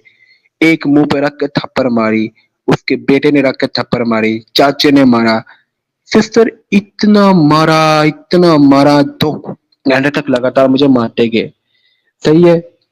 फिर सिस्टर वही हद दिल मुसलमानों ने पार कर ली। फिर जाके फूफो ने इतना मारा वो कहती कि जो है कि तेरी माँ की कब्र के अंदर घुस के तेरी माँ के साथ लाश के अंदर सेक्स करूँ, तेरी माँ के ऊपर कब्र के अंदर घुस के तेरी माँ के ऊपर कुत्ते चराऊँ, तेरी माँ को कब्र के अंदर जो है कब्र के अंदर जो है शर्म आती मुझे बहुत कहने से, सेक्स करूँ, तेरी माँ पे कब्र के ऊपर मुर्दे चढ़ाऊँ, कुत्ते चढ़ाऊँ, सूअर चढ़ाऊँ, तेरी माँ की लाश उतार कर तेरी माँ की लाश के साथ सेक्स करूँ। 10 बार बोला मर्तबा मुझे इतना मारा मेरी बहन, इतना ज़्यादा मैं रोया उस दिन, इतना ज़्यादा मैं रोया मैं बता नहीं सकता आपको। फिर उसके बाद एक उसका चेला चपाटा बैठा था, उस हराम के पिल्ले ने मोबाइल पकड़ लिया मेरा और ऐप लॉक हुँ, में एक्स मुस्लिम की वीडियो थी। तो बोलते कि जो सा हुँ, इसमें जो सा वीडियो क्या कहते हैं ये ऐप लोग खोलो ही क्या है इसमें। मैंने कलमा हुँ, पढ़ लिया, मैं कहा मुझे नहीं पता क्योंकि मैं एक्स मुस्लिम हूँ, आपको पता है कलमा झूठा पढ़ लो क्या फ़र्क पड़ता है। तभी जाके उसको हुँ, यकीन आया, फिर सिस्टर जी मार-मार के पूछा ऐप लॉक में क्या है दिखाओ। मैंने कहा नहीं मुझे नहीं पता कोड। फिर जाके हुँ, मेरी बहन शुक्र है उससे मोबाइल रख के तोड़ा, नीचे ढस करके हमारा मोबाइल टूट गया। अगर मेरी बहन ऐप लोग खुल जाता, उसमें डाटा देख लेते, ये लोग मुझे उधर ही मार देते मुझे मारने के बाद पता नहीं क्या-क्या करते, मैं तो ज़िंदा नहीं रहता, शायद लाइव स्ट्रीम ही ना कर रहा होता। जी। मारने के बाद, ज़ुल्म करने के बाद मेरे सारे कागज़ात रख ली इस फिर मुझे अपने रूम में ले गई। वहाँ पे मारा और मारा, अपने बेटे से मारा, पीटा। मुझे मारने के बाद फिर बोलती, धमकियाँ देती कि जो उनसे दिखना, मैं तेरा कत्ल भी कर लूँगी ना, कल को कोई पूछेगा खानदान में तुमको भाग गया है, मुझे क्या पता कहाँ चला गया है ये। सही है? फिर मुझे इतना मारा, मार-मार के फिर उसके बाद जाके फिर हुआ क्या था, रोज़ घर के काम, बर्तन धोना, टाँकी लगाना, घर के सारे काम करना, फिर मुझे मज़दूरी पे रख लिया, मज़दूरी करता था वहाँ पे मैं। सही है, इतनी मज़दूरी टाइट करता था कि मेरी लातें, पसलियाँ दर्द करने लग जाती थी। चारों तरफ से मेरा दम घुटने लग गया था। फिर एक बार जो सही फिर मेरे पे गुस्सा हुई थी फूफो। फिर जाके अपने बॉयफ्रेंड से, अपने हस्बैंड को छोड़कर अपने बॉयफ्रेंड से मुझे और मरवाया। अपने जब मारने के बाद फिर अपने बॉयफ्रेंड को बुलाया, अपने उसके जो बॉयफ्रेंड था फूफो का यार, उससे मुझे कमरे के अंदर बंद कर मुझे इतनी चपेटें मारी कि मेरी गाल की हड्डी टूट गई थी। इतना मारा मेरी बहन ने, इतना मारा, हालत से भी हद होती, मैं बता नहीं सकता कि मैं कितना अंदर से टूट गया था। सही है? उसके बाद जाके फिर चौथा फिर और दिन गुजरते गए। फिर एक बार फूफो ने किया क्या था कि मैंने गुस्से से बोले, मैं दम घुट रहा है, मैं लिख रहा हूँ यहाँ से, मैंने नहीं रहना तुम लोगों का पास। तो बस फिर फूफो ने क्या किया, फिर उसके बेटे ने बुलाया, उसने बोला कि इधर आ वरना तेरे साथ हम बहुत बुरा करेंगे। मैं उधर चला गया, वापस गेट पे आया तो मेरा जो सा कॉलर पकड़ा, मुझे कमरे के अंदर ले गए। मुझे कमरे के लिए ले जाने के बाद फिर जैसे वैपर के जो सा वैपर टूटा नहीं होता ना, टूटा हुआ वैपर जो सा होता है ना, लुकीला सा, जो जंग लगा होता है, अगर आप वैपर मारो ना लोहे का तो वो आगे से स्टैंड टूट जाता है, तो उसका जो सा वो नोक कितनी तेज होती है, जंग वाली कितनी तेज होती ना तेज है। उसने मेरी बहन सिस्टर, उसने फुप्पो ने मेरी कमर पे रख के मारा। मेरे तो कपड़े तो फट के, साथ में मेरी कमर का जो सा था ना, गोश्त निकल गया था आधा। मेरी कमर से खून बहने लग गया था, मेरी कमर की बैक साइड पे गोश्त खून निकलने लग गया था। वो मुझे इतना दर्द हुआ, मैं बता नहीं सकता। फिर मेरी हिम्मत खत्म होगी भागने की, चारों तरफ से उम्मीद मैंने हार ली थी। कैरा स्टोर पे जाता था, वहां पे एक बर्गर वाला मेरा फ्रेंड था, उसके साथ मैंने दोस्ती की थी। दोस्ती करने के बाद जो है फिर दोस्ती करते-करते उससे मैंने गपशप की। फिर उसके बाद उससे मैंने जो है फिर गपशप करने के बाद फिर उससे जो है ना, फिर जो है ना, फिर मुझे उम्मीदें नज़र आई कि मुझे मोबाइल देकर मैं बात करूँगा दोस्त से। फिर उसने मुझे लगा लिया, फिर उसको शक था कि मज़दूरी करके भाग ना जाए, फिर उसने मुझे अपने बॉयफ्रेंड की दुकान पे लगा लिया काम पे। वहाँ पे काम करता था, वहाँ पे इन लोगों ने इतनी नज़र मेरे पे रखी भाग ना जाए। काम करने के बाद उसका फिर जो था बॉयफ्रेंड अचानक से निकल गया इस फूफो के घर में, तो एक बंदे ने मेरे पे नज़र रखी हुई थी। तब सिस्टर जो सा मैं फिर उधर फिर बंदे ने मेरे पे नज़र रखी थी। कहता किधर जा रहे हो? मैं कहा मैं खाना खाने जा रहा हूँ। सिस्टर मेरे पास टोटल थे 10 मिनट। उसने कहा 10 मिनट से ऊपर 1 मिनट भी हुआ ना तो तेरी शिकायत लगेगी, तुझे फिर और मार पिटेगी। 10 मिनट में भागता हुआ गया सिस्टर, मेरी जेब में 20 रुपए थे टोटल। नेट कैफे वालों की मिन्नतें कर करके मैंने नेट कैफे ओपन किया। नेट कैफे में मैंने अपनी फेसबुक खोली। फेसबुक में जो सा एक कम वक्त फेसबुक जो सी 4 महीने उधर गुजर गए तो फेसबुक नहीं खुली, क्योंकि फेसबुक में ये रूल्स है कि 2-3 महीने बाद फेसबुक बंद हो जाती है आपकी। वो ईमेल वो नंबर या तो डाल के सिम का खोलना पड़ता था, या तो मैंने खैर अपनी डेट ऑफ बर्थ लिखी। डेट ऑफ बर्थ लिखने के बाद मैंने फिर जो सा फिर बड़ी मुश्किल से वहाँ पे 7 मिनट तो मेरे गुजर गए वहाँ पे। फिर जाके फिर जो उनसे फिर क्या कहते हैं, मैंने फेसबुक ओपन की तो मैंने अपने दस्ती तुरंत अपने दोस्त को मैसेज किया जहाँ पे व्हाट्सएप के साथ ऐड था। मैंने उसको जल्दी-जल्दी से मैसेज किया, मेरे पे इतनी ज़ुल्म हो रहे, प्लीज़ मेरी हेल्प करो, मैं दब रहा हूँ, मैं इधर से मेरा दम घुट रहा है। मैं वहाँ से फिर जो था ना सिस्टर क्या कहते हैं, फिर बड़ी मुश्किल से जो था फिर उसने रिप्लाई नहीं दिया, फिर मैं वहाँ से निकल गया। दूसरे दिन भी जो था फिर क्या हुआ था, हुआ कुछ यूँ था कि जो फिर बंदे ने मेरे पे रखी थी नज़र। मैं क्या कहा कहाँ जो मैं खाना खाने जा रहा हूँ। वो बंदा मेरा पीछा कर रहा था तो मैं जो रेडी पे खाना खा रहा था। ठीक है, खाना खाते-खाते वो जैसे ही निकला ना तो फिर मैं धस्ती भागता हुआ गया नेट कैफे की तरफ। वहाँ पे जो फिर मैंने ईमेल लॉगिन किया, 10-7 मिनट लग गए, फिर यहाँ पे फिर फ्रेंड का नंबर आया। मेरा फ्रेंड था एक बड़ा अच्छा, उसका नंबर आया। नंबर आने के बाद सिस्टर नेट कैफे पे नंबर आने के बाद में नंबर मैंने जो सा सस्सी पेपर पे तुरंत नोट किया। नोट करने के बाद फिर जो सा वो मैंने जल्दी से जो सा याद करके जबानी फाड़ दिया पेपर। फाड़ने के बाद उस बंदे ने बोला कि तू किधर गया इतनी देर से, अब मैं तेरी शिकायत लगाता हूँ। उसके बाद जाके फिर शिकायत लगी। फिर फुप्पो ने किया क्या था, उबलता हुआ जो सा था ना पानी, सही है ना, उबलता हुआ पानी जो सा था ना, मेरे जो सा ना, मेरी रख के जो सा ना इधर मारा मेरे हाथों पे, मेरे पाँव पे, मेरे सारे हाथ पाँव पक गए थे। और फिर मुझे इतना मारा बेल्टों से मारा, इतना मारा मेरी मरने वाली हालत हो गई थी। फिर बोलती कि दुकान से रोटियां लेके आ। इतना जुल्म। दुकान पे रोटी लेने गया तो जल्दी जल्दी से बर्गर वाली दुकान के पास गया। मेरा फ्रेंड बना था, उसको मैंने बोला कि जो प्लीज मेरे इस नंबर पे राब्ता करा, जो मेरा फ्रेंड है, तो ये मैं बहुत तंग हूँ। उसको मैंने बहाना मारा था कि मेरा फ्रेंड है ये वो, ठीक है मेरा मोबाइल कल परसों आ जाएगा। उस बंदे बेचारे ने मुझे बात कराई बर्गर वाली दुकान ने फोन पे। दोस्त से राब्ता किया, दोस्त ने बोला उस्मान तू कहाँ गया था, तेरे लिए काम ढूंढा ऑलरेडी, तुम आ जाओ यहाँ पे। मेरी बहन फिर जोन सा फिर मैं भाग, फिर जोन सा फिर पहला दिन था, ठीक है, जहाँ पे मेरा अब्बू काम करता था, वहां पे बाजी थी। वो कहती थी कि समान, एक बार जो है फुप्पो के नंबर पे कॉल के कहती है समान जो सा तुम ठीक हो खैर, तो मैं अब उसको क्या पता मेरे पे कितने जुल्म हुए हैं। वो कहती है मैं तुम्हें पैसे सेंड करना चाहती हूँ 60,000 रुपए, तुम दोनों भाइयों की मानत है। तो ये फुप्पो जो सी थी ना मेरी, फुटक पड़ी है खुशी के मारे, इसके ना चेहरे के एकदम खुश हो गई है। कहती पैसे आ रही है वो 60,000 रुपया। तब मेरा पहला दिन भागने का था। इतना मैं डरा हुआ था, मैंने कपड़े लेके भागने, मैं कपड़े लेके नहीं भागा। मैंने बोला कि मैं एक में कूड़ा फेंक के आता हूँ बाहर। कूड़ा फेंकने के बहाने गेट खोला तो मैं वहां से दस्ती भागा। ऐसी तेज से भागा, इतनी तेज से भागा ना जिनकी मैं कभी इतना नहीं भागा। फिर मैंने सुजुकी कराई। सुजुकी कराने के बाद फिर मैं गाड़ी पे बैठा, नहीं डरा कि जैसे इसके चेले चपाटे वार ना कर ले। फिर मेरी बहन ने अपने दोस्त के पास गया, पूछ के मुझे उसका एड्रेस तक नहीं पता। फिर दोस्त का एड्रेस पता चला रात को। फिर उसने बोला सामान तो इतनी लेट तुमने कर दी, 2 घंटे दिन लग गए तुझे आने में, मैंने तो ऑलरेडी कोई लड़का रख लिया है। अब यहाँ पे मेरे पास कुछ भी नहीं था, रोड पे आ गया मैं।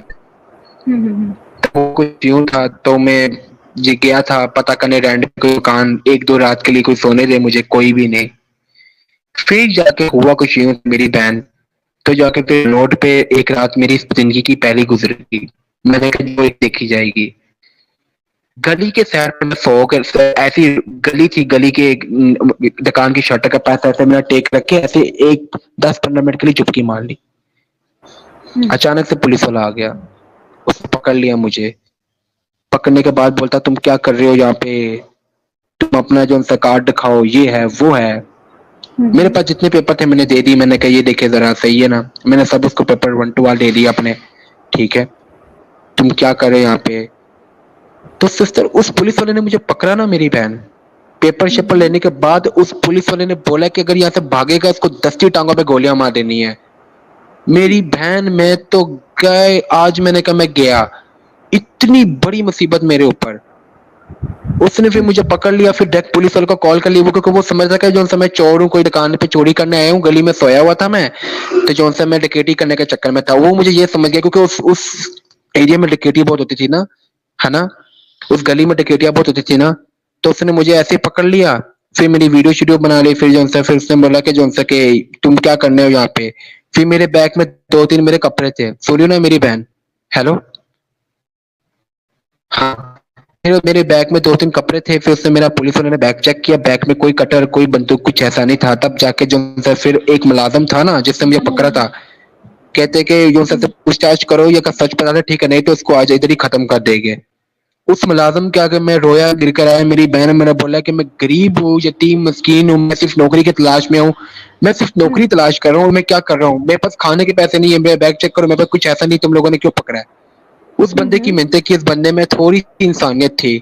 उसने बोला कि देखो जरा तुम टेंशन मत लो, तुम भी जैसे गरीब हो हम भी गरीब है, सही है ना, तुम अगर काम की तलाश में हो तुम्हारी हम मदद कर देंगे। तो जो सा मैं अपने मालों को समझा देता हूँ, देख तू भी गरीब है हम भी गरीब है, सही है ना। तो उस बच्चे ने मेरे पे बहुत एहसास किया। वो बंदा मालिक के पास गया, बंदूक हाथ में दी, कहते देखो जरा गरीब बच्चा है, सिर्फ जो सा घर वालों ने निकाल लिया था ऐसे, तो काम की तलाश में है, तो ये है वो है, सही है ना। तो उसका जो उसको बैक इसकी वजह से वाले कर लेती है। ऐसा लड़का नहीं है जैसे तुम समझ रहे हो चोर डकैत, ये खानदानी लड़का एक है, सही है ना। तो मैं मेरी बहन फिर वहाँ पे जो है फिर एक रात तो मेरी ऐसी गुजर गई, फिर मुझे बैग दिया, फिर वो बंदा आया पुलिस वाला, उसने बोला कि देख तेरे को नौकरी पे लगना तो ये नौकरी पे लगा लेके पेंट वाला काम कर लेगा। मैंने कहा जी कोई भी कर लूंगा मैं काम। फिर उस बंदे ने मुझे सफे पे नंबर शंबर लिख के दिया, तो उसने बोला कि आगे चला जा, होटल होएगा, होटल पे जो है तू आराम से बैठ जा। तो इधर से शहर निकलता है, मैं जग गया तो वहां पे होटल पे बैठ गया, 5-6 बज गए। फिर मैं मस्जिद, मुझे कुछ जगह नहीं दिख रही ना, फिर मस्जिद में आपको पता है फिर गया हूँ मैं, तो नमाज वगैरह थोड़ी पढ़नी थी क्योंकि मैं एक्स मुस्लिम था। मैं सोने के लिए नुक्कड़ पे सो गया था 1 घंटे के लिए, नींद इतनी सख्त आ रही थी मुझे। सोने के बाद मैं उठा, मस्जिद से निकला, मस्जिद से निकलने के बाद गलियों में चलता गया काम की तलाश में। फिर एक बार मैं इतना रोया, इतना तड़पा, मैंने बोला अगर इस तरह की जिल्लत वाली जिंदगी से अच्छा मुझे मौत आ जाए वो ज्यादा बेस्ट है। इतना रोता रोता गया मेरी बहन गलियों के अंदर, इतना रोता रोता गया, रो रो के फिर गुजरा गलियों के अंदर। एक पल के लिए मेरे साथ हो गया मैजिक उस दिन, मेरे शायद आंसू मैजिक थे, क्या थे वो, एक बार मेरे साथ मैजिक हो गया। वहां पे जो सा था एक छोटा सा जो सा था होटल था, छोटा सा, ए नाम ना बोलना। कहना, जी जी मैं समझ गया, छोटा सा होटल था वहां पे। वहां पे काम शाम शुरू किया कि मुझे एक वक्त की वहां पे रोटी मिल गई थी, सही है। तो वहां पे 100 रुपया तो मुझे खर्चा मिलेगा तो रेडी। वहां पे एक बुजुर्ग था, बहुत नेक इंसान था। उस बेचारे ने बोला कि जो से कि उसने बोला कि क्या तुम किधर से आए हो, ये है वो है। उसने मेरे जितने भी कागजात जो से थे मेरे बने हुए थे आईडी कार्ड वाले, उसे सब देखे मेरे, सही है। तो जाके फिर जो सा फिर उसने बोला कि बेटा तुम्हारे अम्मी अबू कहाँ है? मैंने कहा अम्मी अबू फोत हो गए। तो बोलता कि यार ये बच्चा जितनी मस्कीन है, सही है ना। तो वो बेचारा मेरा वो बुजुर्ग जो सा था इमोशनल हो गया था बहुत ज्यादा। उसने दस्ती तुरंत अपने बेटे को कॉल किया, बेटे को कॉल करने के बाद मेरा काम का उसे धन बंदोबस्त कर दिया। तब जाके सिस्टर वो मैजिक हुआ, फिर मैं इतना खुश हुआ, इतना खुश हुआ मैं बता नहीं सकता, जैसे कि कुछ अलग समय पर जादू हो गया। फिर जाके फिर फिर जाके फिर मुझे जो था ना बेटे ने बुलाया ऑफिस में, पूछताछ की, कौन हो, कहाँ से आए हो, सब कुछ बताया मैंने।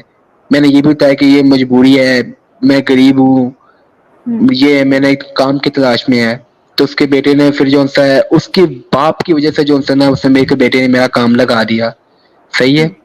मेरी बहन फिर जब क्या कहते हैं काम लगा था तो उसने बोला 3 दिन बाद तुम्हारा काम लगेगा। फिर मैं जो सा फिर उसने फिर मुझे जो सा ना वो उधर भेज दिया था ना बड़ी बिल्डिंग पे, उधर मेरा सोना था, मेरे पे पैसे खाने के नहीं थे, ठीक है। तब मैंने 40 रुपए का एक सुपर बिस्कुट लिया था, तो मैंने वहां से 3 दिन ही जो सा अपने गुजारे हैं एक सुपर बिस्कुट से।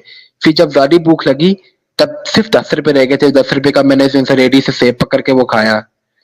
तब मेरी जिंदगी के सबसे मुश्किल दिन थे।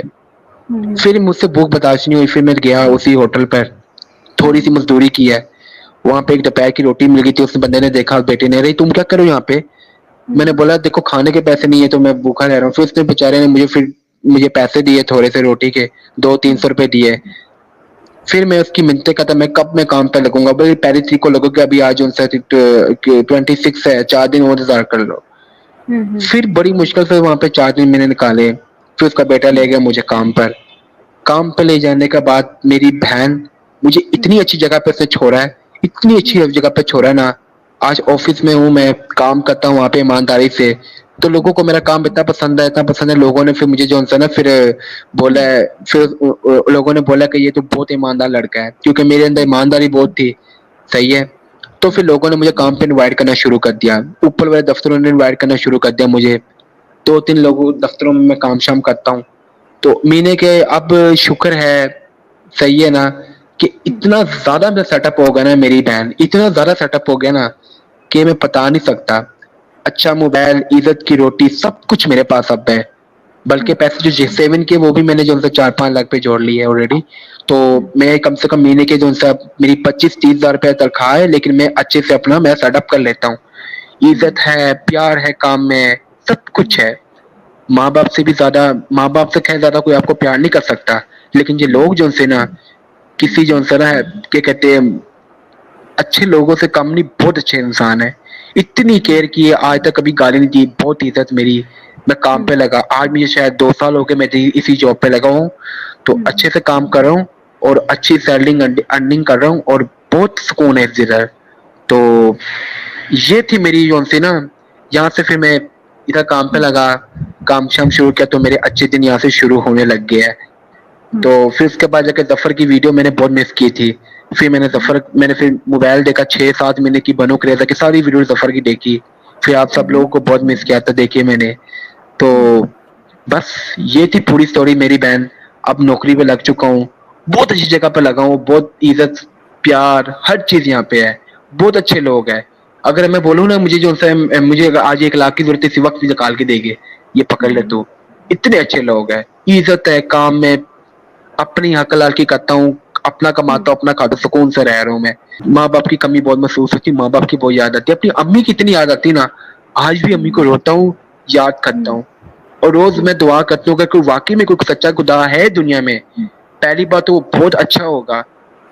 अगर वाकई में है कोई, तो मुझे जो मेरी माँ के साथ जन्नत में जरूर पहुंचाएगा, क्योंकि मैं अपनी माँ से बहुत प्यार करता हूँ। मैं अपनी माँ की खातिर मजहब क्या, इस तरह के हजार मजहब है तो उसको भी छोड़ सकता हूँ, लेकिन अपनी माँ का भी, जिनसे अपनी माँ की शान में गुस्ताखी बर्दाश्त नहीं कर सकता।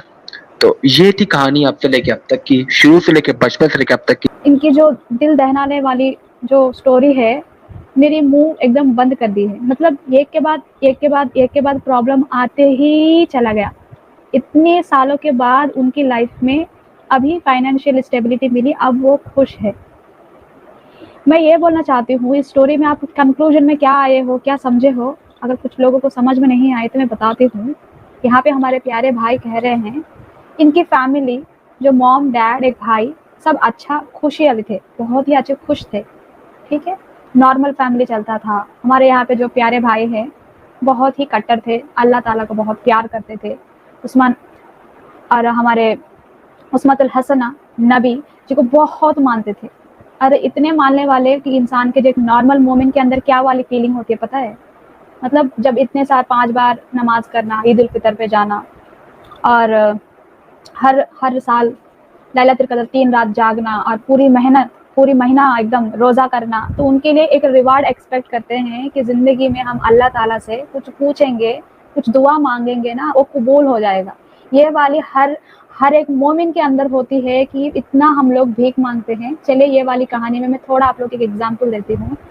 नॉर्मल ही था एक फैमिली जो मेरी भी, तो मेरे पापा इतने पागल और कट्टर हो गए थे भीख मांगने तक अपने खुदा के लिए, जब अपनी बेटी जब पूरी की पूरी पागल हो गई है तो क्या करें, मतलब इतने हेल्पलेस हो गए थे। मतलब और ये वाली, और साथ ही साथ मैं भी थी, जब मेरी पेरेंट्स जब सबके सब अस्पताल में पूरी एक लाश की तरह पड़े रहे थे, और मैं अकेली लड़की जो संभाल रही थी, जब मेरी ना आगे ना कोई पीछे, मैं तब जो वाली फीलिंग है ना, अभी हमारे प्यारे भाई ने पूरी की पूरी ताज़ा कर दिया है।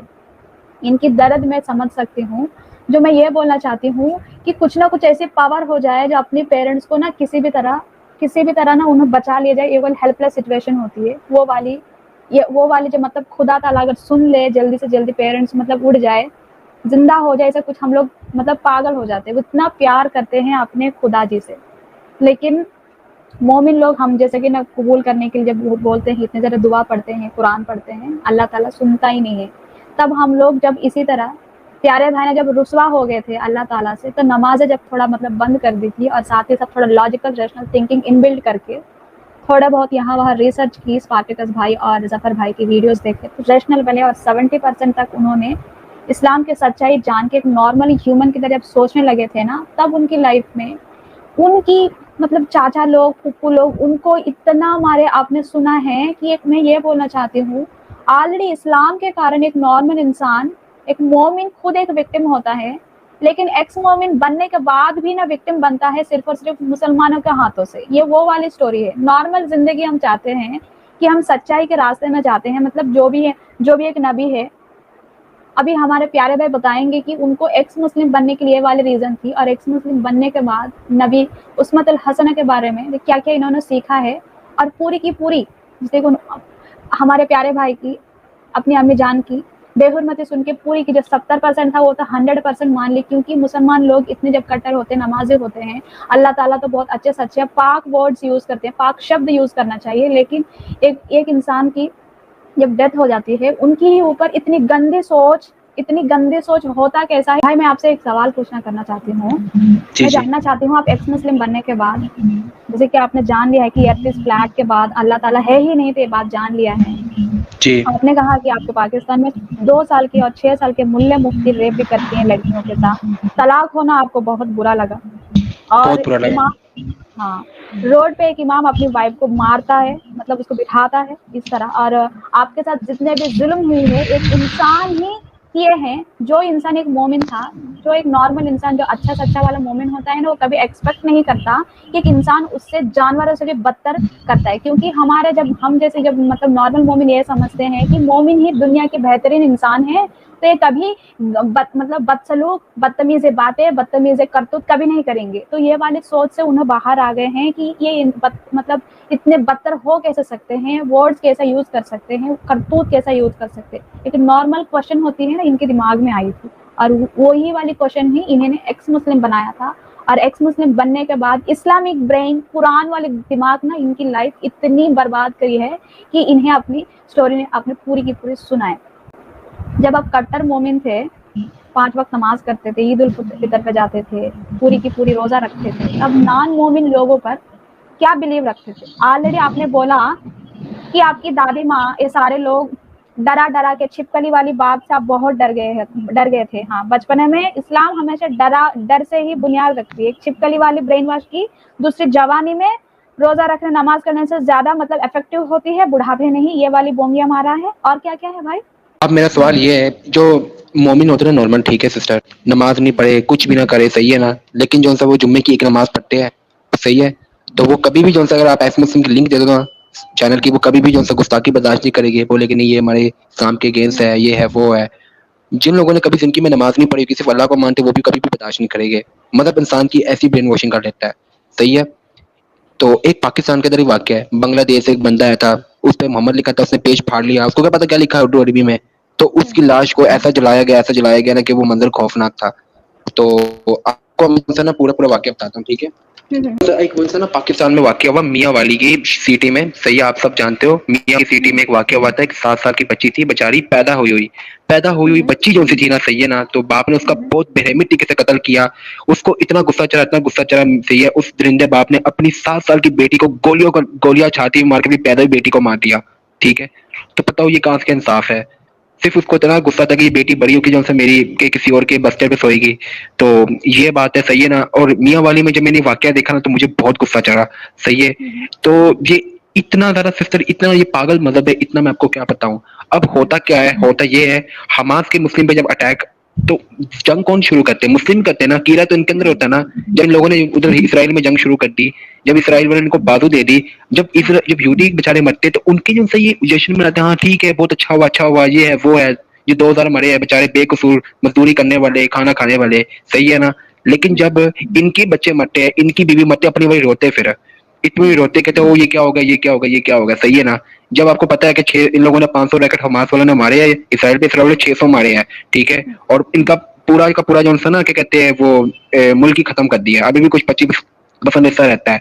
और जिन मुसलमानों की, क्या कहते हैं, बुंड के अंदर जो जहाद का कीड़ा चक मारता है, सही है, जो बोलते कि जहाद करना है, सही है ना, जहाद करेंगे हम, वो भी ठंडे हो गया है। सऊदी अरब भी ठंडा हो गया है, एक छोटा सा मुल्क, 45 इस्लामिक मुल्क ठंडे हो गए। अब वो कभी भी आगे नहीं बढ़ेगी जो उनसे इसको खत्म करने के लिए। तो बात ये है कि सिस्टर जी, अब मैं आपको थोड़ा सा फर्क दिखाता हूँ कंट्रोवर्सी इन लोगों में, पाकिस्तानी मुस्लिम में और जो ना। अब देखो जरा, पाकिस्तानी मुस्लिम के सब कहते हैं यार ये तो मतलब वो उधर अफसोस हुआ है, बहुत अफसोस करते कि हमास में कितने लोग कत्ल हुए हैं, कितने लोग मरे हैं, ये वो। उधर ये बहुत अफसोस करके हमारे मुसलमान भाई, हमारी बहनें। अच्छा, यहाँ पे होता क्या है, यहाँ पे एक मजहब होने के बाद एक मजहब के कभी हो ही नहीं पाए है। मसाल के तौर पे एक मजहब में हो गए, तब इनके अंदर इतने 72 फिरके होते हैं। 72 फिरके में से एक फिक्रा जन्नत में जाएगा। इनके फिरके अलग होते हैं, इनकी जात अलग होती है मेरी बहन। अब इनमें ये भी आता है, पंजाबी है, सुन्नी है, शिया है, ये सुन्नी है, सिख है, सिंधी है, सही है, तो ये पश्तो बोलता है। इन लोगों में इतना डिफिकल्ट फर्क है, इतना फर्क है, ये अपनी मुस्लिम भी कभी यकीन नहीं करता। अब देखो, अगर कोई पठान पंजाबी में शादी करता ना, या तो पंजाबी पठान में शादी करता ना, पठान की बहन भगा के ले जाता ना, तो उस पंजाबी को गोलियों से मार देते हैं। यहाँ पे ये नहीं बोलते कि मुसलमान भाई है, यहाँ पे कभी नहीं बोलेंगे। जात जात में अलग शादी होती, गोली मार देते हैं। अगर एक मुसलमान सुन्नी अगर फिरका जो अगर शिया में अगर शादी कर ले, शिया लड़की से, तो उसको गोली मार लेते हैं। बोलते कि हमारी जो क्या कहते हैं वो फिरके के अगेंस्ट। अब ये बोलते हैं यहाँ पे जात के अगेंस्ट है, ये उधर से गोली मार देते हैं, ये सही है। तो ये एक कौम हो कि भी कभी एक कौम थी ही नहीं। सही है। यहाँ पे इन लोगों का अलग-अलग, यहाँ पे इस्लाम एक है लेकिन ज़ात अलग है, फ़िरका अलग है, सही है ना? और सबसे गंदी जो बात मुझे पसंद नहीं है, कज़न मैरिज अलग है। कज़न मैरिज इन लोगों में कूट-कूट के है। पाकिस्तान में 95% कज़न मैरिज ही करते लोग हैं, सही है ना?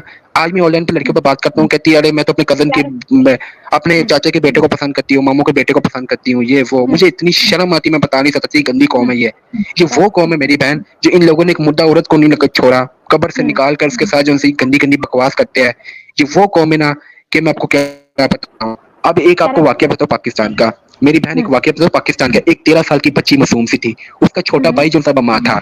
छोटा भाई बीमार था, उसकी सिर्फ़ इतनी गलती थी कि वो बेचारी पैनाडोल की गोली लेने गई थी किराना स्टोर से। किराना स्टोर से। किराना स्टोर से पैनाडोल की गोली लेके वापस आके चाचा को शक पड़ा कि इसने जो है ना ये काम डाला है या तो इससे क्या कहते हैं किसी के साथ कुछ किया होगा, तो उसके चाचा ने उस बेचारी बच्ची को गोलियों से उसका जिस्म भर दिया। एक 13 साल की बच्ची बेचारी पैनाडोल की गोली लेने जा रही सिर्फ़ इसलिए कि मेरा छोटा भाई बीमार है। घर में कोई था नहीं, भाई तड़प रहा था बीमार से, तो वो बेचारी पैनाडोल की गोली लेने गई, जब देखा तो आगे से उसके चाचा ने गोली मार दी है। ये कहाँ का इंसाफ हुआ? हैं? तो इतना भी नहीं, मैं अभी और भी वाकया आपको बताता हूँ, सही है ना? और डेरा गाज़ी खान में जो था ना, क्या कहते हैं 1 मिनट। हाँ, डेरा गाज़ी खान एक शहर था, सही है ना? वहाँ पे इतनी औरतों को पत्थरों से जो है ना जान से मार दिया गया, सही है ना? एक और वाकया है, अभी नहीं, पाकिस्तान में ये वाकया है कि जो है एक डॉक्टर लड़की थी, वो पढ़ी लिखी थी, सही है ना? वो कज़न से शादी नहीं करना चाहती थी, तो उस बेचारी को जो है उसके अब्बू ने गोली मार के उसको खत्म कर दिया, सही है ना? तो ये गैरत के नाम पे कत्ल जो होता है ना, ये मुझे कसम से बहुत दर्दनाक वाकया है। सबसे ज़्यादा मैं रोया पता कब था? ज़ैनब वाले केस पे, जब एक मौलाना ने ज़ैनब को हवस का निशाना बनाया। 2015 में 14 में शायद आपने वाकया देखा होगा। छोटी सी बच्ची के साथ रेप कर लिया, सही है। उसके बाद जाके एक बेचारी मासूम बेटी पैदा होती है मुस्लिम के घर में। तो इतना हरामी बाप था, इतना गंदा बाप था वो। 7 साल की बेचारी पैदा हुई बेटी, तो उसको जो है गोलियों से मार दिया। गोलियों से क्यों मारा? क्योंकि बेटी पैदा हुई है। अरे तो उसको माँ के हवाले कर लेता, भाग जाता, निकल जाता, तुमने अपनी बेटी को मार दिया। इतनी हमानियत मेरी बहन। अभी एक और वाकया बताता हूँ, सही है, मेरे सिटी का वाकया है, सही है ना? जिसमें मेरे रोंगटे खड़े हो गए हैं। एक जो सा एक औरत थी, गरीब यतीम सी बेचारी, उसके साथ एक ना जहादी ने शादी की थी। क्योंकि उसको बेटा नहीं होता, उसकी 2 बेटियाँ थी बेचारी मासूम सी। वो शराब पी के अपनी बेटी के साथ सेक्स करता था, अपनी बेटी के साथ ज्यादती का निशाना बनाता, अपनी बीवी को मारता था। बीवी बेचारी जब उसकी पुलिस स्टेशन की वाकया बताया तो रोंगटे खड़े हो गए थे। फिर उसका मेडिकल टेस्ट हुआ तो देखा कि अब्बू ने अपनी बेटी को साथ रेप किया। 5 साल की एक बच्ची थी, एक 7 साल की बच्ची थी। तो रीज़न पूछा, बोलते कि मेरा बेटा पैदा नहीं हुआ, तो जो है बस मुझे ये चीज़ दिखी कि कोई इनके साथ ही बड़े होके इन लोगों ने बेड पे सोना था, तो मैं इसके साथ जो है कर लेता हूँ, ये लड़कियों के साथ। अब मैंने अपनी बेटी के साथ काम डाल लिया। तो ये ऐसी गंदी कौम है, चाचे की बेटी, मामे की बेटी, फूफो की बेटी, किसी चीज़ को नहीं छोड़ते, सही है? यहाँ पे लोगों को अपने मुसलमान नहीं दिखते, लेकिन हमास के मुसलमान दिख रहे हैं कि वहाँ पे मर रहे हैं। तड़प रहे, इतनी बड़ी हिपोक्रेसी लोगों में। एक मुसलमान की बात आती है तो इनमें फिरके होते हैं, फिरकों की बात आती है तो इनमें ज़ातें होती है, ज़ातों की बात होती है तो बोलते हैं कि नहीं, ये क्या कहते हैं, इस ज़ात से ताल्लुक नहीं, इस ज़ात से ताल्लुक है। अगर कोई अलग ज़ात की शादी कर लेते तो गोली मार देते हैं, अलग फिरके से शादी करे गोली मार लेते हैं। ये नहीं थे मुसलमान है, डायरेक्ट गोली मार देते हैं। तो ये मुझे मुझे कहाँ का इंसाफ लगा, मुझे तो समझ नहीं लग रही थी। ये मतलब किसी पागलपन से कम नहीं है सिस्टर, सही है ना? और जो तुम लोग इंडिया में वर्जन मक्की बनाया जाता है, बड़ा पीसफुल मजहब है। असल में यहाँ पे जो मौलाना, जब मैं मस्जिद में बैठा था, वो साफ-साफ बोलते हैं कि क्या तुम कृष्णों को ईद मुबारक बोल सकते हो? बोल सकते हो? बताओ ज़रा तुम। मैं दिल में सोचा था, हाँ, हाँ बोल सकते हैं, मैं दिल में ये कहता था। वो आगे से बोलता बिल्कुल भी नहीं, इनका कत्ल कर देना चाहिए, इनको क्या कहते हैं जो ये कर लेना चाहिए, वो कर लेना चाहिए, ये है, वो है, काफिर लोगों को इस तरह करना चाहिए, पलीत होते हैं। वहाँ पे तो साफ-साफ इस चीज़ पे कहते हैं कि ये है, वो है, सही है ना, इनको मार देना चाहिए, सही है। अब मैं एक पाकिस्तानी हिंदुओं की बात करता हूँ, सबसे बड़ा सिंध शहर हिंदुओं का है, सिंध। वहाँ पे बेचारों के साथ इतना ज़ुल्म होता है, कभी इन लोगों के मंदिर तोड़ लेते हैं बेचारों के। मंदिर तोड़ने के बाद इन लोगों की बहन या बेटी होती है, उनको मुस्लिम बना लेते हैं, तो फिर उनके साथ रेप कर लेते हैं, उनको फिर ले जाते हैं लड़कियों के डेरे में, वहाँ पे जो है इनको काम शुरू कर लेते हैं। यहाँ पे कोई पाकिस्तान की हिंदू लड़की सेफ नहीं है, हर बच्ची के साथ रेप होता है मुस्लिम हिंदू लड़की। इतना भी नहीं, इनके मंदिर तोड़ दिए जाते हैं बेचारे। फोर्स्ड कन्वर्शन, जो मतलब फोर्स्ड कन्वर्शन मैरिज होती है ना, वो वाले भी बताओ। हाँ। जी, जब सिलसिले में मोमिन था ना, सही है, तो जाके फिर जो-सा मेरा क्या कहते हैं, दादी कहती थी कि जो-सा कि तुम इसे अपनी चाची की बेटी से कर लो। मैंने कहा क्यों? व्हाय? ये मेरी बहन जैसी, मैं क्यों करूँ उसके साथ शादी, बताओ ज़रा। सिस्टर मुझे इतनी शर्म आती जब मुझे पता चला ये इस्लाम का हिस्सा, तो मुझे बहुत नफ़रत हो गई है। कज़न के साथ मैरिज तो कभी नहीं करना चाहिए। अभी मेरी ना 1 महीने पहले अपने फ्रेंड से बहस हुई है। वो कहता है कज़न मैरिज अलाउ है। वो कहता है कि मेरी चाचे की बेटी से प्यार हो गया, फूफो की बेटी से प्यार हो गया। मैंने बोला साले, वो बहन की तरह होती है, तू क्यों? कहता अरे नहीं, बहन की तरह तो नहीं होती है, हलाल हर चीज़ हलाल है। मैंने कहा वाह भाई, लगे रहो। फिर सिस्टर जी उसके बाद जाके मैंने हिम्मत भी की बहुत। मैं जो उनसे ज़फ़र भाई की लिंक देता हूँ, मुस्लिम लड़कियाँ जो रैशनल बेचारी जो सी होती नहीं, जो अंधेरे के अंदर होती है, उन लोगों को मैं लिंक देता था ज़फ़र की। मैं कहता देखो ये क्या बोल रहा है, इस चैनल पर जाके क्या करो, मजबूर हूँ रैशनल बनाने के लिए मैं बोलता रिपोर्ट करो, ये क्या बकवास कर रहा है, सही है ना। तो सिस्टर मैं बड़ी कोशिश करता हूँ कि एक बार वीडियो देख के जफर के जो चैनल पे जो है वो क्या कहते हैं एक बार उसके मन में शक पैदा हो जाए, लेकिन जब बंदा ज्यादा dead brain dead zombie type का हो जाता है ना, तो वो कभी भी जो है ना वो एक वर्ड भी खिलाफ यूज नहीं करता, उसी वक्त जो है ना जो है वीडियो भी नहीं देखता। जब पाकिस्तान में वीडियो बैन होती थी मुस्लिम की, मैं सेटिंग करता, मैं कहता हूँ कि ये जाके सेटिंग में जाओ, ऑस्ट्रेलिया कंट्री सेलेक्ट करो, ये वो, तब जाके तब भी सिस्टर इतनी ब्रेन वॉशिंग डिफेंड करी थी इस्लाम को। मैं कहता हूँ कि ये बात ठीक है, जो तुम औरतों को खेतियां बता रही होती है कि मतलब ये औरतें खेतियां होती है, तुम लोग की औरतें जो है ये आधा दिमाग होता है, सर के बालों से लेके पैर के नाखून तक मर्द औरत के ऊपर ही हाकम होता है, ये लैंग्वेज यूज की जाती है। इनका दिमाग भी आधा है, इनकी जायदाद भी आधी है, मर्द 4 शादी भी कर सकता है, 3 सोते भी लाके रख सकता है। मर्द एक, यही बात है, मर्द एक बेड के अंदर 4 बीवियों के साथ, एक बीवी कैसे बर्दाश्त करेगी, ये 3 सौतनों के साथ सेक्स कर रहे हो, ये भी हला हुआ है, ये भी हला हुआ है। मैंने बोला ये चीजें तुम लोगों को सही लगती है, तुम लोग औरतों को खेती बोला जाता है। वो फिर भी मेरी बहन मुस्लिम लड़कियां डिफेंड करी चीज को, कहती हाँ इंग्लिश ठोकरी होती है, I want you God Allah is best is religion. मैं आज भी टिकटॉक हो रहा होता हूँ ना सिस्टर, तो काफी जो है ना क्या कहते हैं ना, मुस्लिम जब लड़के डिफेंड कर रही होती है ना, तो दिल तो कहता है गाली वाली लिखो, फिर मैं कहता नहीं रहने दो, ऐवी वार लग जाएगी। फिर मैं सोचता हूँ कि जफर का डायलॉग याद आता है, लड़कियों को इस्लाम डिफेंड करना चिकन को के जैसे चिकन केएफसी को डिफेंड कर रहा होता है। यही बात है। मैं सिस्टर इतना समझाता हूँ, मेरी एक नहीं काफी ज्यादा मुस्लिम फ्रेंड्स है जिनसे ऑनलाइन बात करता हूँ, मैं इतना समझाता हूँ लोगों को कि ये चीज गलत है, इसके खिलाफ आवाज उठाओ। हलाला का तो मुझे बिल्कुल भी नहीं पता, जफर भाई की वीडियो देखने के बाद पता चला हलाला ये होता है। फिर मैंने जो उनसे फिर इस मुस्लिम से लड़की से पूछा, कट्टर मोमिना थी, मैंने बोला हलाला क्या होता है ये बताओ, कहती कि निकाह दूसरा होता है। मैंने दिल में बोला कि तुझे कक्का नहीं पता इस्लाम का, निकाह दूसरा नहीं होता। हलाला का मतलब ये होता है कि एक बीवी अब किसी मौलाना के पास सोए, उसके साथ सेक्स करे, उसके बाद जाके फिर जो उनसे निकाह पर आया जाता है, फिर शादी होती है। ये कौन सा, ये इनको तो पता ही नहीं सिस्टर। हाँ, अगर थोड़ी सी गलती हलाला में होगी तो आई एम रियली सॉरी, मुझे पता तो है, लेकिन डिटेल से जो सा जफर भाई ने एक्सप्लेन किया, उनकी वीडियो देख लेना जो व्यूअर्स है। हाँ जी जी, ये बात है। हाँ, तो बस सिस्टर वो लड़के डिफेंड करती इस्लाम को, कहती कि नहीं ये बिल्कुल ठीक होता है, हमें खेतियां बनाते बिल्कुल ठीक होता, कहते हैं अल्लाह। मैं कहता हूँ यार इतनी ब्रेन वॉशिंग कैसे समझाऊं।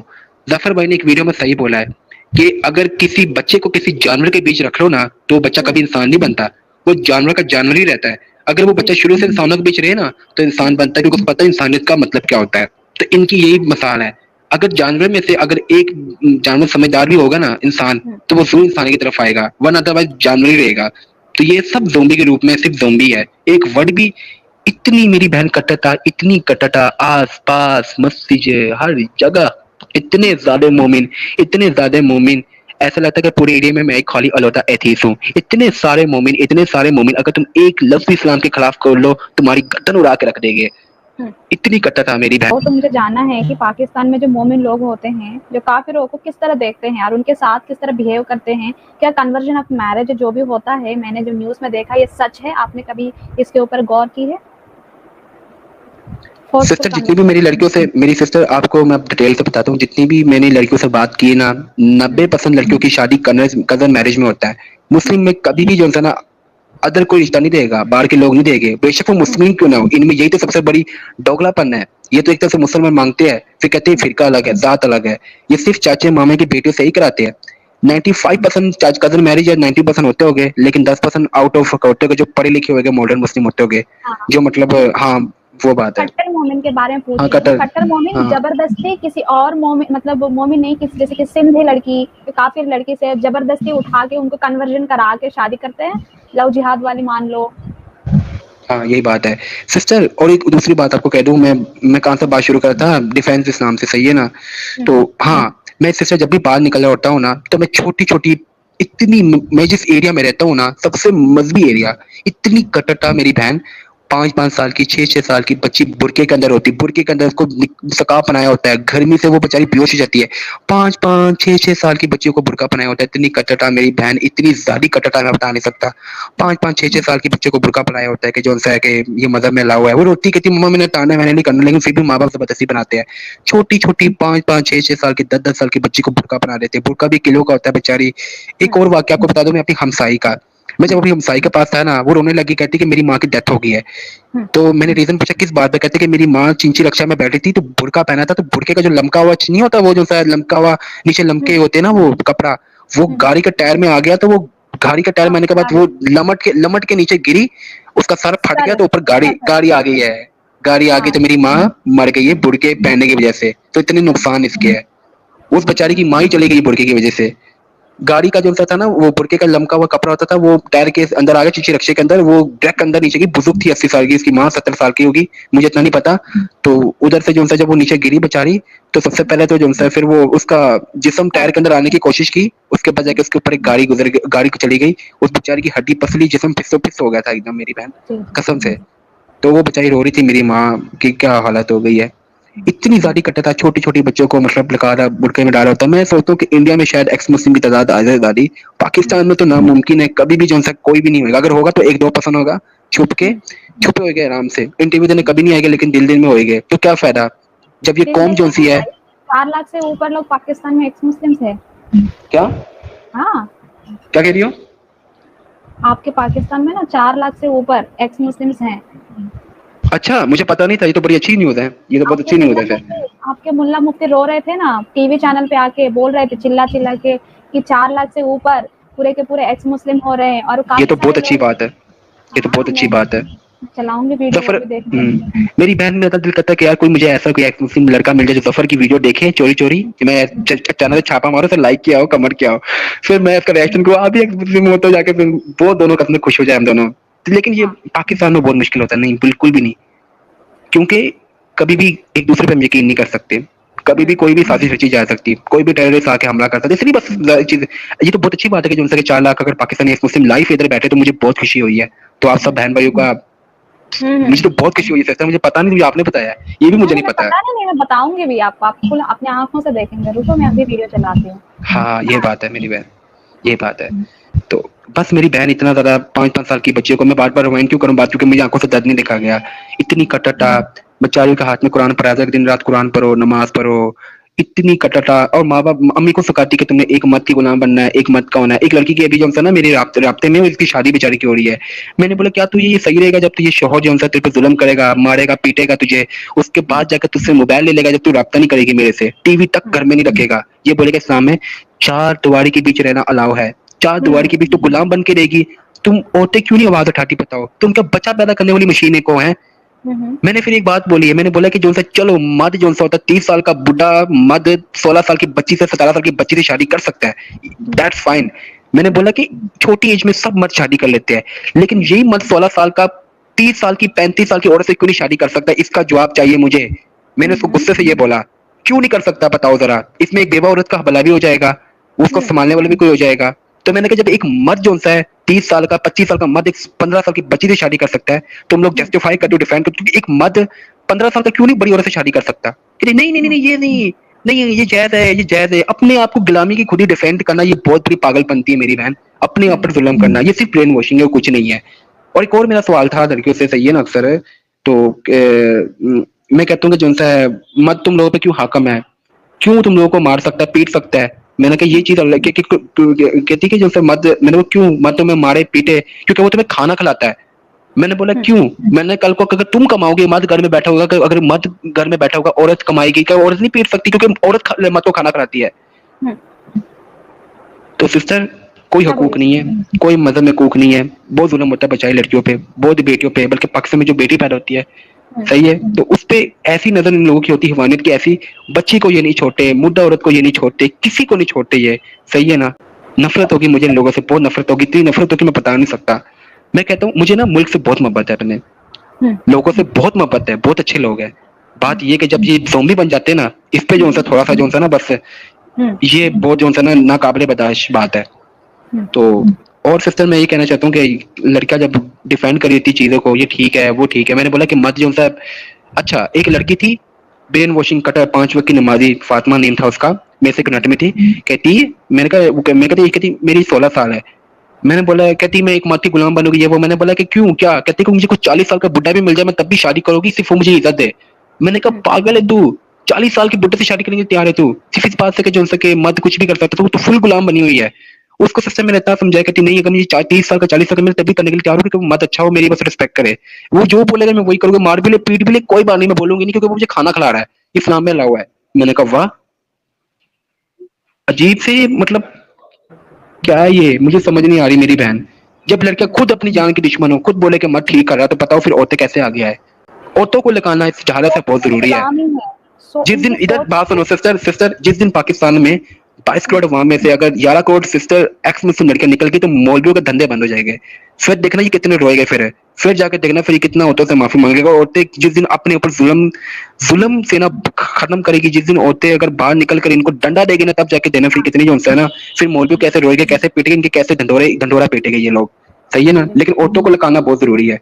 और अब औरत अपने को गुलाम डिफाइंड कर रही होती है सिर्फ मजहब की वजह से, क्योंकि मजहब गुलामी सिखाता है ऑलरेडी। एक मत के लिए रहना है, एक मत के पास रहना है, एक मत जो भी करे, 3 सौतनी भी ला सकता है। सही है, और हर चीज अलावा उस मत को है। सही है, तो मैंने बोला मरने के बाद तो मत को बदतर हुरे मिलेगी, तुम लोगों को क्या मिलेगा। सही है, कहती जा नहीं वो जन्नत में, हाँ वो बोलती है जन्नत में हम क्या कहते हैं, बस अल्लाह में जन्नत में रखेगा इसी तरह बस। सही डिफिकल्ट जवाब नहीं देती, चुप हो जाती है। इंसान की बना यही 72 होगी अपने पति के लिए। हाँ, मैंने कहा मत को 72 और 120 इंच की मिलेगी, पता नहीं कितनी इंच की दफर मैंने बोला है मुझे सही है। मैंने कहा इतना कुछ मत को लाओ है। मैं सिस्टर लड़कियों को बहुत समझाता हूँ गुलामी से निकलो। मैं कहता हूँ कभी भी मत को सर पे मत चढ़ाओ। अगर वो तुम्हें एक लगा, तुम्हारा काम है कि 4 लगाओ उसे। अगर वो तुम्हारे को गाली दे, तुम्हारा काम है कि उस पर केस कराओ। बाजू देकर रखो, डंडा देकर रखो। सही है ना, मत गुलाम बनो, झुको किसी के आगे नहीं। सही है ना, क्योंकि तुम लोगों का ये फायदा उठाते हैं, तुम लोगों की कोई इज्जत नहीं रखते। क्योंकि पाकिस्तानी जो जितने भी है ना अपने मौलाना, ये जो मोमिन भाई है, सिर्फ औरतों को बच्चा पैदा करने वाली मशीन के अलावा कुछ नहीं समझते। मत को औरत क्यों जायज है बताओ जरा। मेरा एक सवाल है इन लोगों से कि मत को क्यों औरत जायज है। सिर्फ हवस के लिए जायज है, जुल्म के लिए जायज है, मारने के लिए जायज है, पीटने के लिए जायज है, खेती के लिए जायज है, क्यों जायज है, वाई। इस बात पे मेरा दिमाग बहुत आउट होता है। दूसरा सवाल, एक फ्रेंड था, कहता है कि जो उनसे मैंने एक पठानी पकड़ी है, एक पठान मैंने एक लड़की पकड़ी है मोमिना, वो पठानी बड़ी खूबसूरत होती ना, लेकिन वो 7 लाख की दे रहे तो मैंने नहीं ली है। तो किस लिए लेनी है, सेक्स के लिए लेनी है, स्लेव के लिए लेनी है, ताकि मर्द उसके साथ जो मर्जी करे और वो कुछ भी ना बोले बस। और इन लड़कियों की बोली लगती है पेशावरों में, न जाने कितनी कौन कौन सी सिटी में बोली लगती है इन पठानी लड़कियों की, जो मोमिन तंग हो जाती है बेटियों से। मेरी बात सही आ रही है? हाँ, आपके वहाँ पे इस तरह होता है, मैं ये पूछ रही हूँ। एग्जैक्टली होता है इस तरह से, ये लेकिन कम होता है। जो ज्यादा पठानी खूबसूरत होती है ना, उनकी बोली लगती है 5-5, 7-7 लाख रुपए में। अब घर में जो बेटा पैदा होगा तो ये मोमिन खुश नहीं होगी, ये पठान मोमिन। लेकिन बेटी पैदा तो बहुत खुश होगी, क्योंकि बेटी ये जब 12 साल की 13 साल की हो जाएगी तब ये पैसा देगी। 10-10 लाख की अपनी बेटियां इस तरह बेच देते हैं, और वो मर्द जिंदगी भर उस पठानी से मदद लेता है, कुछ भी कर सकता है, सेक्स स्लेव की तरफ यूज करता है ना, वो कुछ नहीं कर सकता। अच्छा, और वो शादी जिंदगी नहीं भर करेगा? बेचारी, क्या शादी भी शादी करेगा शादी, निकाह वो उस मुझे लड़की ने बोला निकाह में, निकाह भी करेगा, क्योंकि माँ बाप उसके अम्मी को देगा 7-8 लाख रुपया, जेज वगैरह कुछ भी नहीं। सिंपल सी बात है, निकाह तो नाम का ही होगा समझो कि, लेकिन जिंदगी भर उसका रेप हाँ, कर सकता है। थैंक यू, आप हाँ, समझ गए हैं। वैसे निकाह ये का बात मतलब है। ही इंटरकोर्स है। तो कहते निकाह ना का कि मतलब ही कबूल सेक्स है, कबूल है, कबूल है, कबूल है, कबूल नहीं है। माँ बाप अगर ये हदीस में आता है कि जो माँ बाप क्या कहते हैं, वो अब्बू अगर बोल ले तो तभी कबूल है, लड़की ना बोल ले तो नहीं, लेकिन निकाह हो जाए तो अब्बू की मर्जी होती है। ये आई झूठ है, मीन झूठ है, हिपोक्रेसी है, सब बातें एक किस्म की। झूठ है।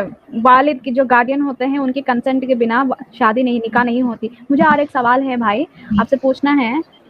जैसे कि आपने कहा कि कमजल इमाम में जो मुर्दों के साथ सेक्स करना सुअर की तरह, सुअर के जैसा हो जाता है, आपने वो बोला था, उसको एक बार एक्सप्लेन इसका मैं 1 मिनट में बताता हूँ आपको। इसका रेफरेंस जो था ना, वो क्या कहते हैं, एक्स मुस्लिम सुनील क्या बोलते हैं, समीर भाई ने दिया हुआ था।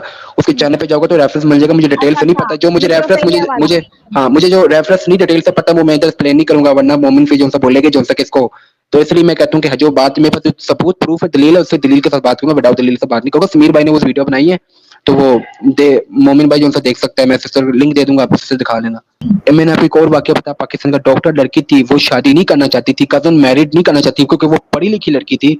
सही है ना, तो उसके बाप ने उसको गोली मार दी, क्योंकि सही हमारे इस्लाम के खिलाफ जा रही, कजन मैरिड नहीं कर रही वो। एक और वाक्य बताता हूँ आपको। सही है, एक और वाक्य ये है सिस्टर के हाँ, एक लड़की थी बेचारी, वो अपने बच्चों को माँ भूखा नहीं रख सकती थी। वो अपने बाप के पास गई है, अपनी जायदाद से हिस्सा मांगने गई है, तो उसको जो उसी वक्त उसके भाई ने गोली मार दी है।